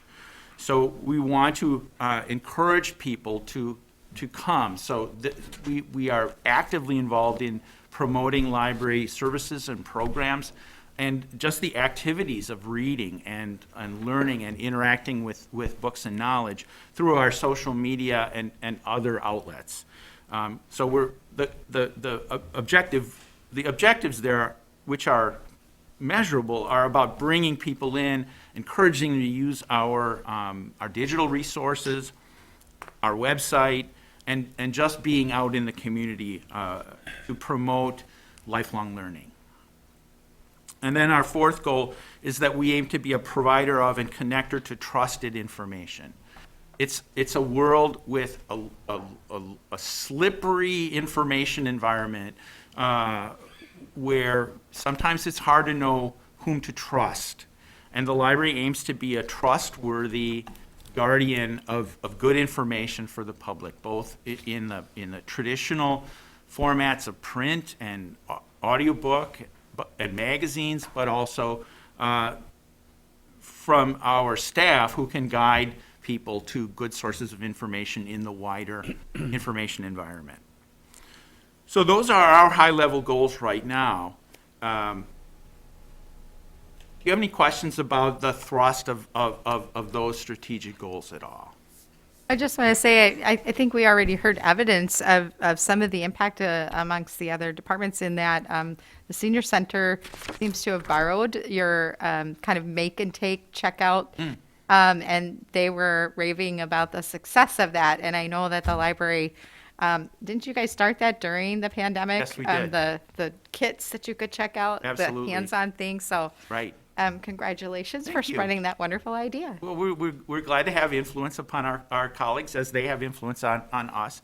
Also, we've put together do-it-yourself kits for adults and for children that were pick up and take home sorts of things with an online component through a YouTube channel where there was instructions. So definitely during the COVID crisis, we looked for ways to keep people connected with learning and with family activities that were knowledge-based, STEM-based in many cases, and that they could do from home, that they could just pick something up. One service that we put in place that's been very popular, first in our children's department and now in the adult, is a custom selected book bundle. So you can call and speak to a librarian and say, I'm interested in this sort of thing, and they kind of go personal shopping for you in the library collection, pull things, and then you just come and pick it up. So some of those sorts of things, even like our curbside pickup service that was in place when we had to close to the public, the building, are things that we're likely going to continue in some way, shape, or form. So thank you for noticing that, Mayor Palmieri. I appreciate that. Now, I mentioned briefly, if on the reverse side, our vision statement, which is a library in every life. And I translate that vision statement into an effort to provide value to all of the residents of Oshkosh and our surrounding area, to provide benefit of some kind to we believe we have something to benefit everybody who lives in Oshkosh and its surrounding townships. And I'm sad that Mr. Miller is not here because in his previous stint as a council member, he kind of pushed back on me to show some tangible value of the library services. And I'm going to share now a report that I put together. Many libraries and state library associations and systems have created something called a value calculator that a person could use to calculate kind of a monetary value of what they've gotten in a visit to the library. And what this is a similar approach, except it's the services provided by Oshkosh Public Library from January through August of this year, multiplied by an estimated unit market value for those services in the private sector marketplace. Now, there are many services that aren't covered here. The value to a family of children's story time is not covered here. The ability to have a private meeting room space or study room space where you can do a virtual job interview or attend a work meeting virtually without your children dancing behind in view of the camera. Those aren't covered here. But with these specific services and these estimated market values, I'm estimating that thus far this year, for every dollar invested in running the Oshkosh Public Library, the community has received $2.37 in value. So you've more than doubled your money, and that's a conservative estimate. So that was prepared specifically for the benefit of Councilmember Miller, who I'm sad to say isn't here to see it, but I know that. I hope that city manager will pass on some of the other hard materials. City manager's assistant, Diane, committed to make sure he sees it. She told she'd make sure. Yeah, he hasn't left yet. He'll be back too. We'll yell at him. He'll be back. Right. So with that, I wanted to share those perspectives of where we're putting our energy right now within our strategic goals, and to share that one particular perspective of how the library delivers value. There are many other perspectives. There's the solace of having a quiet place to sit. There's the connection with our staff that now that we are open to the public again, there are members of the public who will visit and visit with library staff who are otherwise very isolated socially, who may not have other community connections.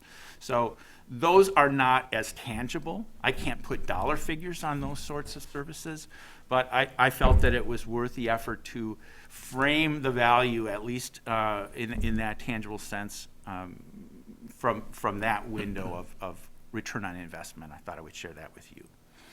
Now with that, coming to the budget, the library's budget proposal is almost the same as it has been from 2020 and 2021. The budget line changes in the 2022 budget proposal are really driven primarily by the elements that City Manager Roloff articulated in his message to you. The big changes in the budget are an across-the-board wage increase for staff, and the changes in health insurance and the other kinds of insurance that we saw drive costs across the entire city operation. But beyond that, I welcome any questions that you might have about the specificity of the city's of the library proposal. Looking at the revenue side, so you've eliminated fines, is that what I'm saying? That's correct. The library, this past year, the library board chose to follow what's becoming a best practice within American public libraries of eliminating the barrier that overdue fines have created, especially to use of the library by children and other people who are socioeconomically stressed. They weren't ever really effective at getting people to return books, and so that revenue line has gone away for 2022. Thank you. Is that also the case on the library meeting room revenue? Looks like projected, or is that just due to anticipated continued closure, or will that pick back up? Well, we have not opened our meeting rooms to booking yet by outside groups. We've slowly re-entered the land of providing in-person programming, specifically and mainly with children's storytime programming. We've limited the numbers of people that can be in the room together at a time, so we've had to increase sessions in order to keep them safe. We've focused our use of our meeting spaces by outside entities primarily on community recovery and response sorts of events. The vaccination clinics that the county health department is running at the library, our memory cafe project with the Alzheimer's Association, GED classes that are run by AdvoCap have resumed. So we've focused our use of our physical facility, our physical assets, mainly on community recovery sorts of activities. I'm anticipating we're in program planning stages now for January, February, and then March and later. And the direction that I've given staff is that they can cautiously build on the safe approach to in-person programming that we've followed thus far, and focus doing in-person programming mainly on programs that we would typically see 20, 25 or fewer people in a program that we can run safely in our large meeting room. I don't anticipate us allowing outside speakers, big local history programs where we would fill the room until perhaps March. So all of that's to say that not being open to the outside community to book and pay for meeting room space is hitting the revenue line. And so we opted to be more conservative there. We may do better once we open it up and we can welcome people back into the building to use for events like the Historical Society and the Genealogical Society, learning and retirement's big talks on local history and those sorts of things. That'll start to bounce back, but we wanted to be conservative with that line. And just out of curiosity too then, so this is a new vision statement, did you say? No, the vision statement's The been vision in place statement, since 2015. that's the same, okay. It was Right. just It's a- the top-level strategic goals and The objectives. strategic plan, other side. Now, I will say that we also did revise our guiding values and added the focus of a kind of a main heading that, that the people could focus on, that we value literacy, learning, access, equity, service, community, and privacy and freedom. So we added that to strengthen our values statements. And we're currently in the process of developing a new customer service model for our staff to follow that will be linked to these value statements, that will look at another movement. I mentioned the movement of fines-free. Another movement in American public librarianship right now is called whole person librarianship. And it tries to harvest the learnings from the social work environment to take what is a traditional library service that we call information and referral from just being an information lens, but to a more whole person and potentially connect people with social services resources that they might benefit from more actively. So rather than just giving somebody the location and time of an AA meeting, we might contact Like a warm handoff. a warm handoff, exactly. And that is a capacity that we need to increase in our staff, and there's going to be training involved in that. We're working with a consortium of libraries on a statewide ARPA grant that will implement that model within the state of Wisconsin.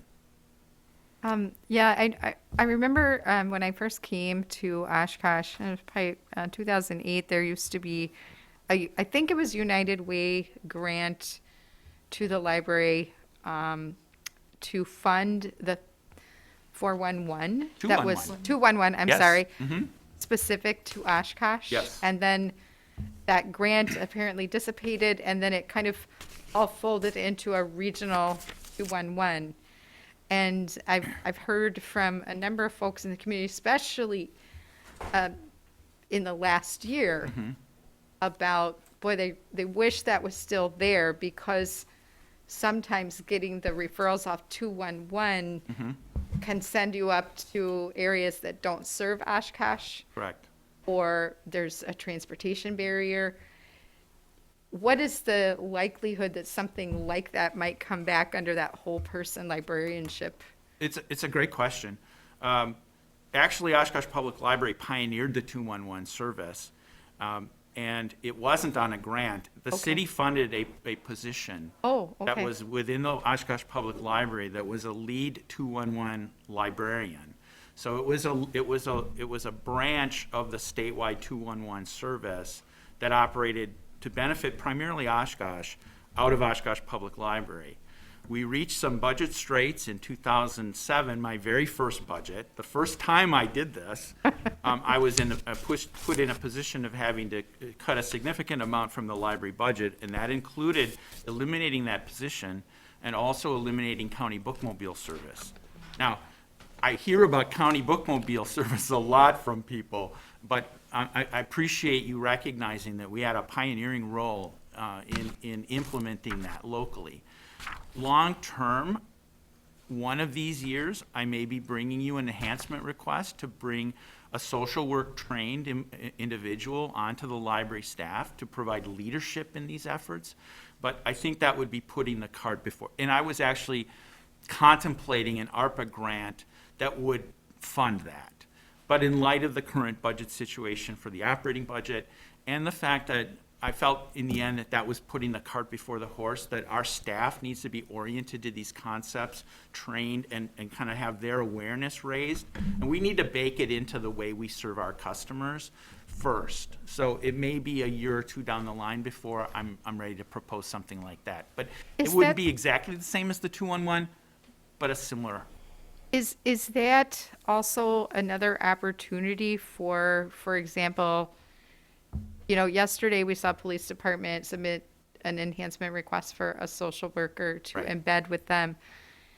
Is what you're speaking of also potential shared person with perhaps the senior center, given some of the overlapping components or needs there?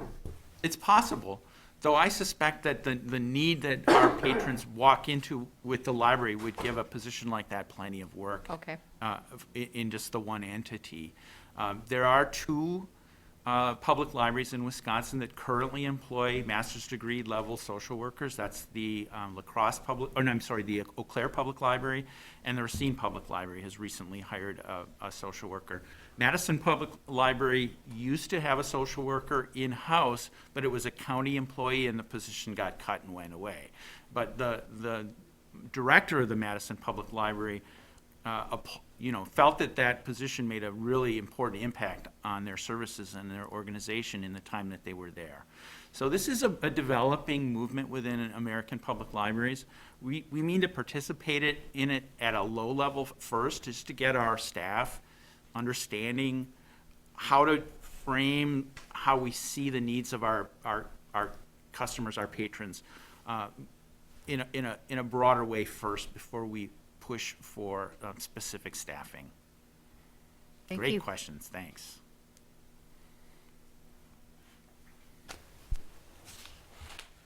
Otherwise, it's the same budget as it was for the past And 2 years. just remind us, Jeff, too, if you would, contractual services, 340,000. What does that typically go to, or where does that fit in the The ROI? largest chunk of our contractual services goes to the Winnifox Library System for our participation in the Winnifox Automated Library Services, which is our entire automation platform, and all the support for our wide area computer network, all the support for purchasing, configuring, and supporting all of our PCs and other computer equipment.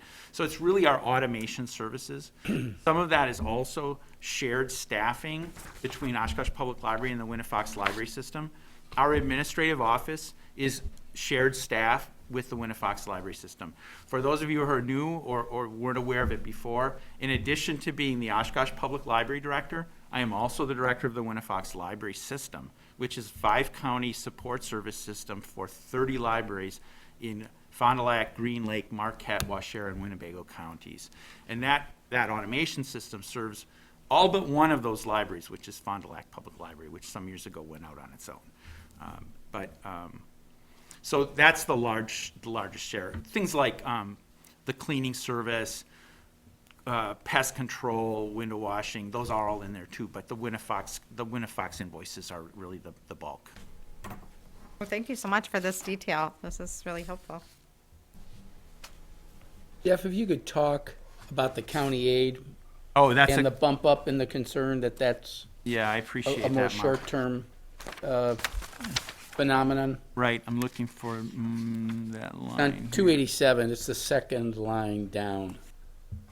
Yes. So Oshkosh Public Library receives funding from Winnebago County for serving residents of townships that don't support their own local municipal library. And there's the formula that those reimbursements are based on is rooted in the relative amount of use measured by circulation of materials, both physical and digital, between the city residents and township residents. Now, 2020 was a weird year. We all know that. And it really threw off the traditional pattern in that formula as well. Because while the library was physically closed, we saw the borrowing of physical library materials by city residents tank. It dropped off precipitously because we weren't open. They couldn't come in and browse. I mean, we were doing curbside eventually, but you know, the volume of that isn't the same as people being able to come in and choose their materials. At the same time, use of our digital materials, ebooks, downloadable audiobooks, especially in the surrounding townships, in town of Black Wolf, town of Algoma, it spiked. So it changed that relative percentage, which drives our ask to the county. And the county ask for 2022 was up almost $130,000. Now that we're open again, physical materials are being used by city residents more. We're going, I fully anticipate we're going to return to a more normal percentage. So there's a good chance that this is a one-time bump in county funding, and we'll probably see that drop off again. I hope not as much as $130,000, but we're going to see a revenue hole there next year with that change. So thanks, Mark. Yeah, I just wanted to, you know, I'm glad to get that you on may the or may not radar. remember it next year, but if it comes up next year, there'll more than likely be a drop in that revenue. Right. Any other questions at all? I hope I've provided a change of pace Very much so. from water and sewer and lead and PFAS and all those challenging things. I'm very proud of our library. We've emerged from a generational change where a lot of our long-term managers, a lot of our long-term employees have retired. Not entirely. We still have a good age diversity and other kinds of diversity on our staff. But we are also welcoming a number of younger, energetic, imaginative staff that we're really excited about the people that we have on our staff. It's right great to now. see them rocking and rolling out at the farmer's market at various places. I'm always running into that outreach group, and it's pretty cool. Right, we're excited. We have a lot of potential now to follow these strategies. Thank you. Thank you so much for your attention, and again, Thank thank you. you for the hard work of the whole budget process, but especially these 2 days. I really appreciate it. All right, Thanks, Jeff. thanks a lot. Our next department is museum. I am not sure if everyone has been introduced to Anna Rizzo. They're easy. Anna is our, That's what Brad told me before he left. They're great. It's not Interim Brad, it's director. a new person. this is No, Anna the new Canizzo. direct- Anna that's is it. our assistant library director, but currently she's our interim interim museum director.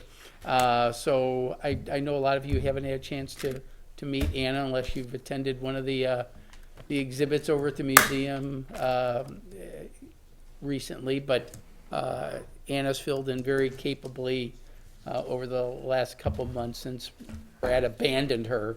So, but Just in time. just too. in time. But so I would ask that you be kind to Anna, but I think you're going to see that she's got a good handle on things going on at the museum. So, Anna, if you could just kind of maybe we start at page 291 for the 241 fund. The Start on primary. 291? Yeah, I think that kind of drives everything, don't you think?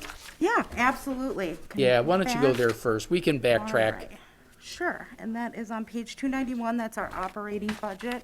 I've had the pleasure, just to say offhand, of just meeting a few of you in person, so it's really great to meet all of you.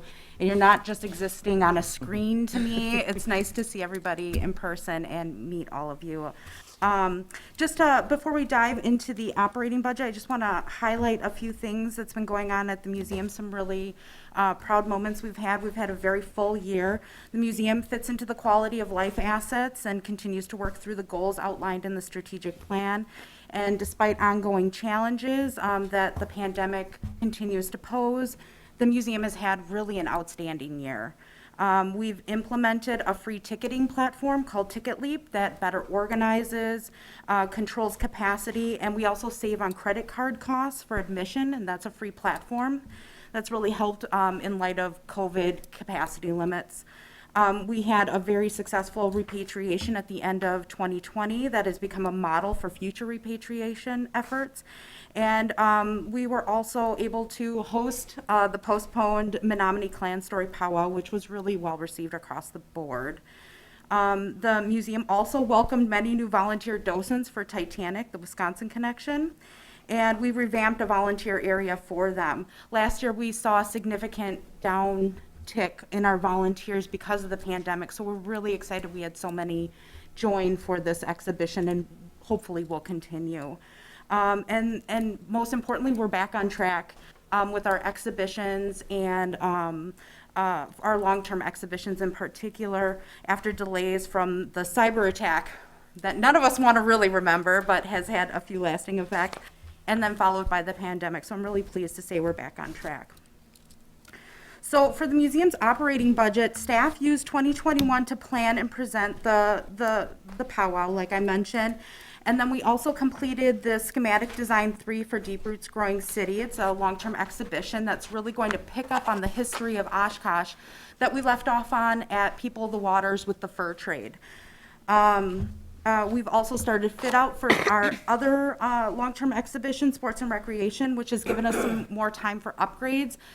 We had to do some floor removal, and we found that a previous construction project in that room had just shoved all the remaining bits, tile work and whatnot from the old rooms in the Sawyer home right in there, and that sits right on that beautiful pressed plaster ceiling in the library. So removed all that out, and we're able to decrease the weight and increase soundproofing too, and shock. We're going to have a vintage bowling ball game in that exhibition, so that is a lot of noise and tremors, so we shored up some weak areas in that room, so we're really happy about that. We also presented 3 strong traveling exhibitions, which has had a really positive impact on our revenue. Some of which is reflected in the operating budget, and some will be reflected in the membership budget, and I can speak to that when we get to that point. And then we also had a number of exhibit rotations, paintings in our parlor area, an interactive meteorite display, the rotating Duro Trust exhibition that highlights a lot of our decorative arts collection, contemporary Native American artwork that's on display in People of the Waters, and casework in our, what is known as the clock room. Everybody knows the Apostles' Clock. And then staff also prepared for the retirement of 2 long-term key staff members and onboarded 2 hires. So we have been busy, very busy. So we were conservative with our revenue projections for this year. What's reflected in the budget that you see in the operating budget when it comes to admission revenue and merchandise sales is really reflective of Nostalgia Awakens, which was that Star Wars toy exhibition.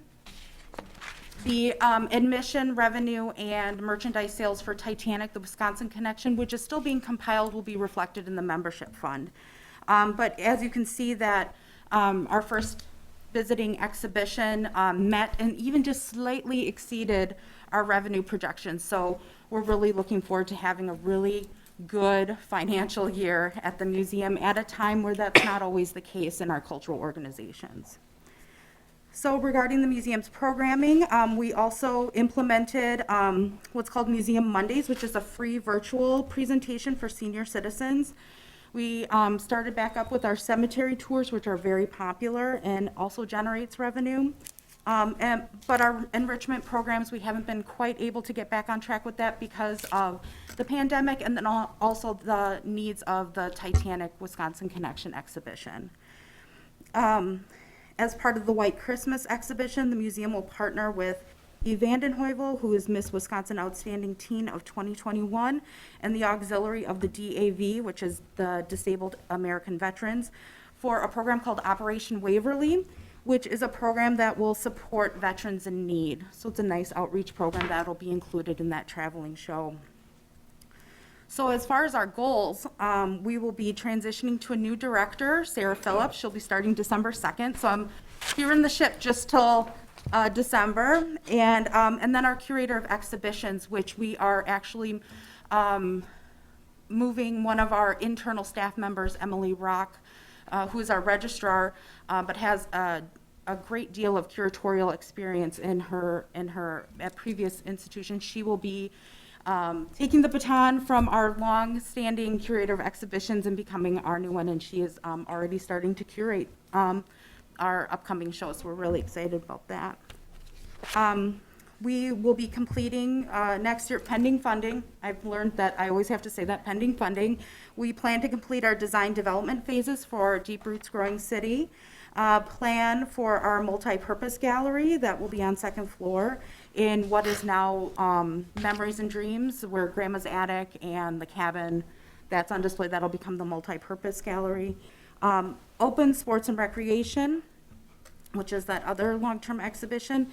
And then we will also host 2 temporary exhibitions, which are a internally curated exhibition on the work of Helen Farnsworth Mears, who's a significant female sculptor from Oshkosh.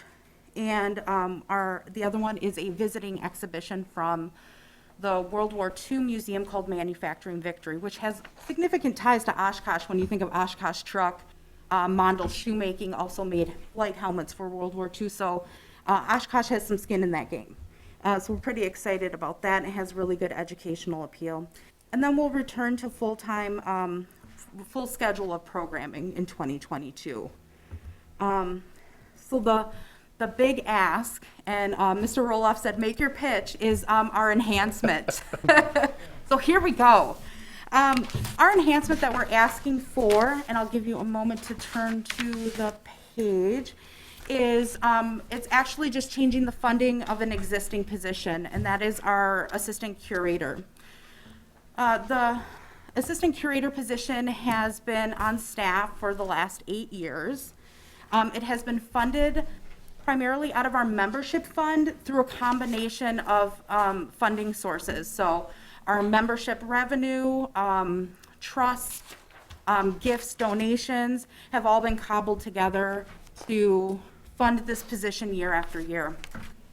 Anna, before you go on, do you want to just kind of explain the different funds? I know we've started out on your main fund. Sure. But just for the council members and those at home, explain how we've gotten the various funds set up. Sure. The operating budget is primarily related to personnel, and then also includes our revenues for admission and other revenue sources from programming and merchandise sales. The membership fund is driven by our membership, people who become members of the museum. We also have a number of trusts and funds at the museum that oftentimes then gets funneled into the membership. Now, the membership fund, and I'll get to that in detail, is really Brad had explained it as our bellwether, and it's very healthy, but it's also our main way we're able to accomplish a lot of our internal goals and fund projects at the museum, aside from the CIP, which is major construction and things like that. But our membership fund is how we get a lot of what we do, it gets done. Everything from publishing our muse to supporting some of our digital asset management, all gets funded there. All of our LTEs are funded out of membership, so it's a very nimble, we do a lot with that fund. And then the last one is the collections fund, and that is generally driven by, it funds the acquisition of artifacts and collection items and their care and conservation. And those are the main uses of that fund. So it has a very finite, small, narrow focus for usage. Where are the membership funds reflected in the budget? That's another page. Oh, okay. I asked Anna that just to explain that because she was going into her budget enhancements so that you could understand the background for it. And I'm sure we'll get to it after we go through our budget. Yeah, so the membership fund's a totally separate That's separate on page Accounting. 270. Yeah. So we'll be reviewing 3 funds. Yeah, and it's sort of the mechanics behind the scenes, which is why Anna's asking for this enhancement. Yeah. Essentially, it's funded with membership funds right now, correct? The assistant curator Yeah. position, it's Is that where Duro is? No. in membership? Oh, okay. No, that is not where Duro is. Duro is a separate fund, but I believe the transfer then goes into the operating budget to fund my position, or most of my position. Some of it is funded with tax levy as well, which I think was approved in 2019 for the 2020 budget. So the enhancement, typically this position is funded through membership. That's where any, if we're cobbling things together or we received a large gift, it would come out of there to fund this position. And like I said, it's been on staff for 8 years. It's not an LTE, it's not a temporary position, it is an active part of staff and established. So it's really a changing and funding source. So one of there's 3 primary sort of reasoning behind changing this is that the funding of this, or asking for it, is that we want to keep skilled staff.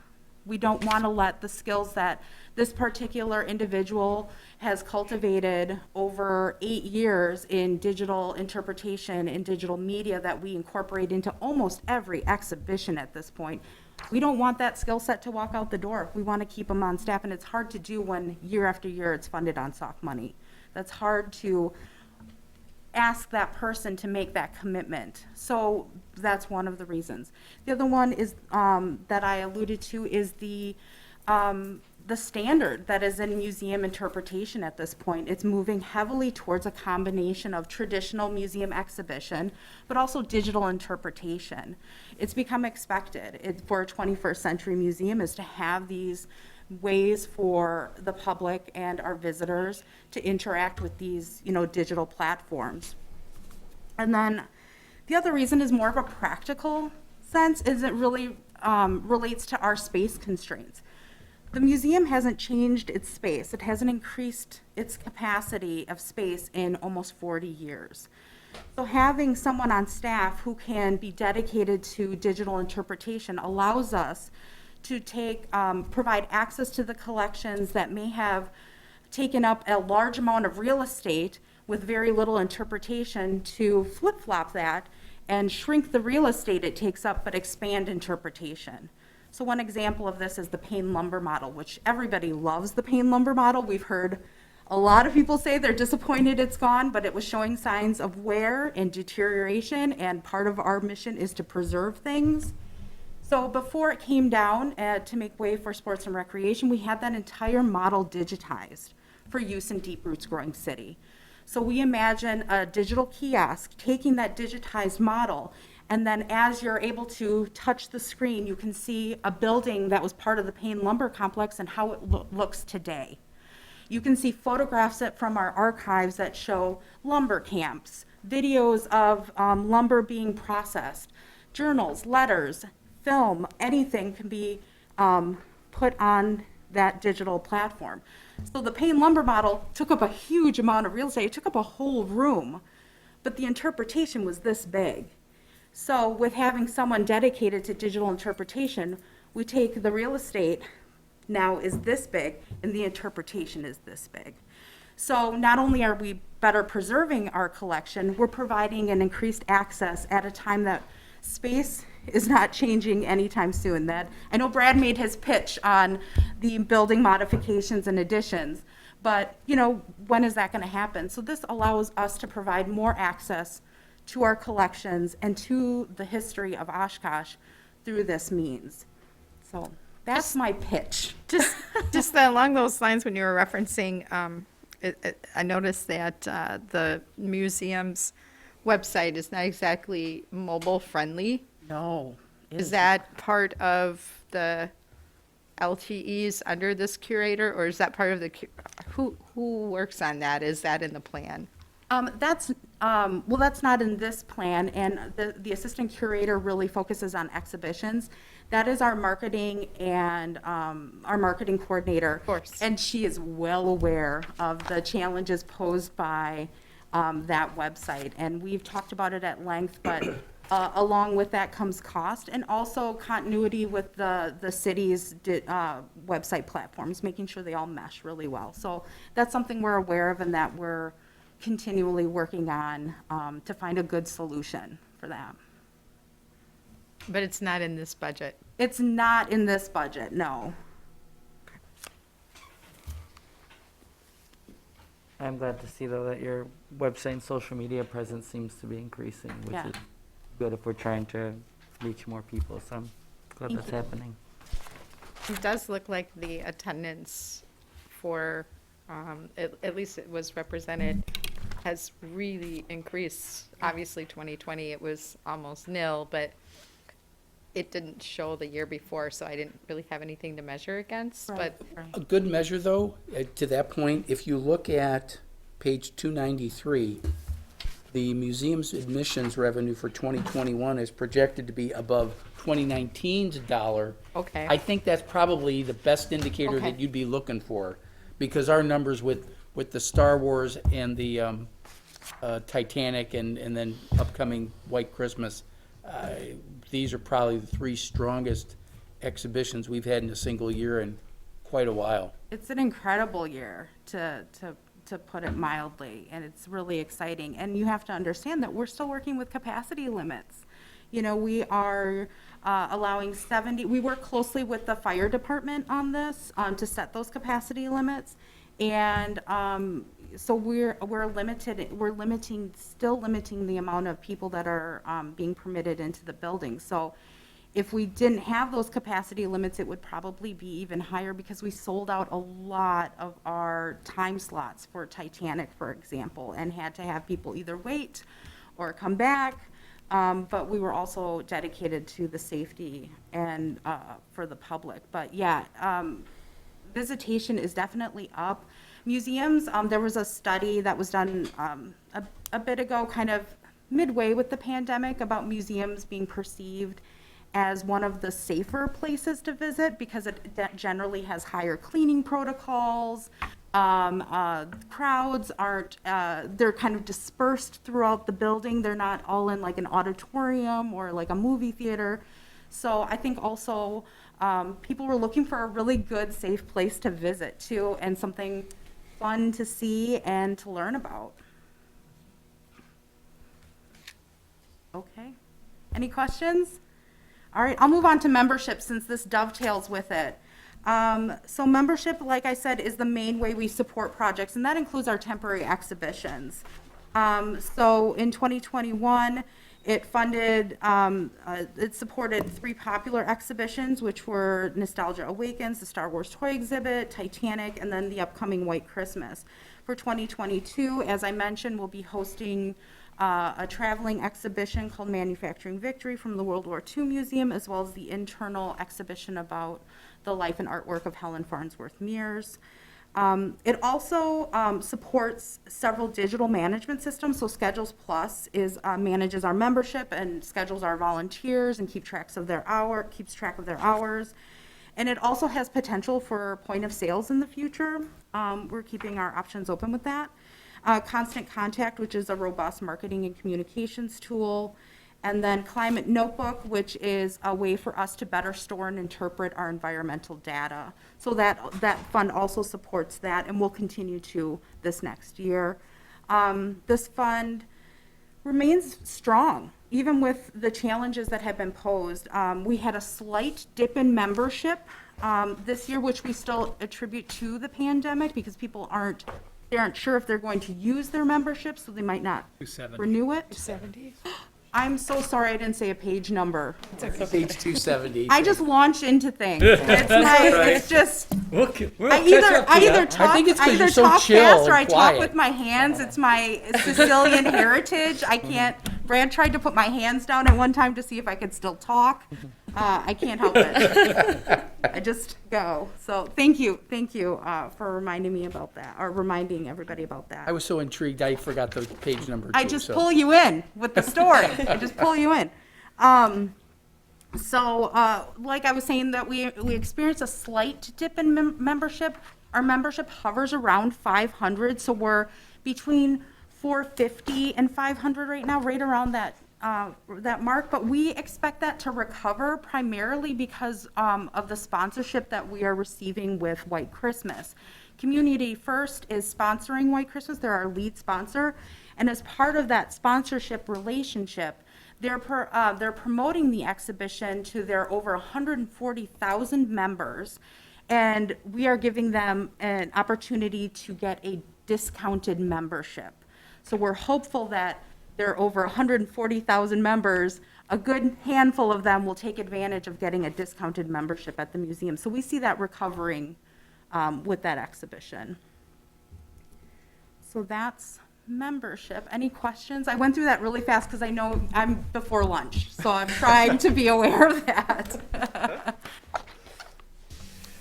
Just looking at page 271 then, under gifts and donations, maybe you spoke to this and I just didn't, so for the actuals for 2020, the gifts and donations was a pretty big uptick there. Is that from a specific item? It probably is a combination of our number. We had a large gift that was given in December 2020, and the board approved it in March 2021 to be funneled into museum membership. But we also have our trusts and funds. That might also be our annual appeal too. Okay. I know people wanted to still support us, Sure. and so donations might have been up. Was but that I can't. also the Titanic? Because Titanic was originally supposed to be done in 20, and I thought you got some of the donations in 20, and then it didn't happen, Oh, and we so did. they kind That's of right. sat on them for a year. Yes. That was my recollection. Yeah, that is correct. I didn't even think about that. I feel like Okay. we've been in Titanic for a Oh, while. when Brad came in, he had to tell me, because he was so worried we were going to lose everything, and they were so good about carrying it over. But they had already mined the community for support for the Titanic exhibit. Yeah. So I remember even facilitating one of those gifts. So Yeah, there you yes. go. I do want to point out that for this exhibition only, the admission and merchandise sales are reflected in the membership budget, and that's only for this exhibition. So for White Christmas, that'll be reflected in revenue for the operating budget. So that's why it seems so high for that. I don't have, my page numbers are a little different than yours. But we also, with Titanic, have to still calculate our revenue share with admission. That was part of the contract, as well as we still have invoices to pay out. It's being shipped out right now. So we still have bills coming in for that. So we don't have the complete accurate total on the revenue associated with that that will go into membership. But that's forthcoming soon. So. Any additional questions? No? Good job. Oh, well, I have one more. Yeah, she So still has her hang tight collections there.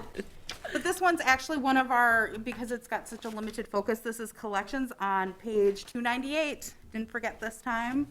And that has a really narrow focus and is tied to the conservation of artifacts in the collection, their care, and acquisitions. So this, what we foresee in the near future, and this fund has been used primarily to support that acquisition and care conservation for artifacts in the collection that are going on long-term display, some short-term, but they relate to that. We've been focusing on that. So sports and recreation, the objects that are going, that are receiving conservation are receiving treatment right now. So that will be part of the budget. It'll probably be reflected in next year because the work is being done right now and we had a bit of a delay. We had a significant acquisition of a Helen Farnsworth Mears sculpture this year. That will go on display next year. And then we foresee a lot of future work with this fund being associated with Deep Roots Growing City. We will also be funding the creation of a reproduction of the Louise Dutchman blanket that's on display in People of the Waters. Louise Dutchman was a prominent Menominee medicine woman, and that piece that's on display, the original piece, is starting to feel the effects of light damage, and part of our mission is to preserve those pieces, so we have commissioned a contemporary native textile artist to create a reproduction to go on display. And part of that will be recording her talking about that type of textile work, the meaning, the history, the methods. So we've already started that, so that'll enhance the interpretation of that piece too. And what happens to that piece? Does that go back to the Menominee tribe? They haven't asked for it to be repatriated. So they have to initiate and ask for that? All repatriation efforts they initiate, but that piece will go on rest because it's starting to fade from light damage. So we keep close track on items that are particularly sensitive that are on display. So textiles, works of art on paper tend to be more sensitive. And so we had, you might see it on exhibit, it's a blue fade card, and we checked it periodically and started to see that it was showing fading, which means the blanket is fading.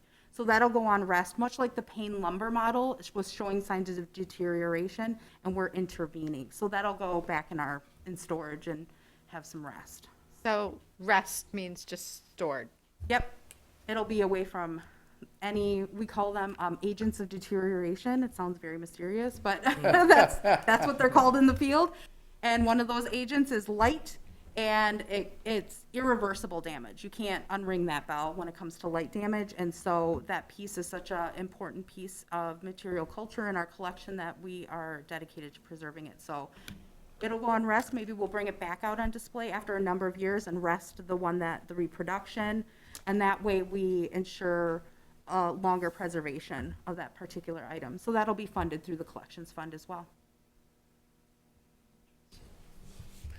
And I'm sorry, did you say that it was a Menominee, a contemporary Menominee tribal member who's doing a reproduction of that? Yes. She's been at the museum several times. She's actually the niece of the artist who produced the Menominee clan story. She's a prominent textile artist, and she will be producing. And she also teaches on the Kashina reservation too. So she will be. It's sounding vaguely familiar, but I'm not bringing a name to my. Oh, she was the lead dancer in our powwow too. So she's been at the museum a lot lately, honestly. So yeah, she came to see. She actually brought her students to see the Menominee clan story too, as well as investigate the blanket a little bit more to buy materials. So yeah. Thank you. Yeah. Any questions? Okay. This will be a new Hannah. person next year. Thank you so much. Thank you, guys. Have a great day. Thank you, Anna. Well, we are due back at 12:45 with Chief Stanley and the fire department. Lunch is in the next room, so feel free to help yourself and stretch your legs and whatnot. And be caught up and then some, so thank you.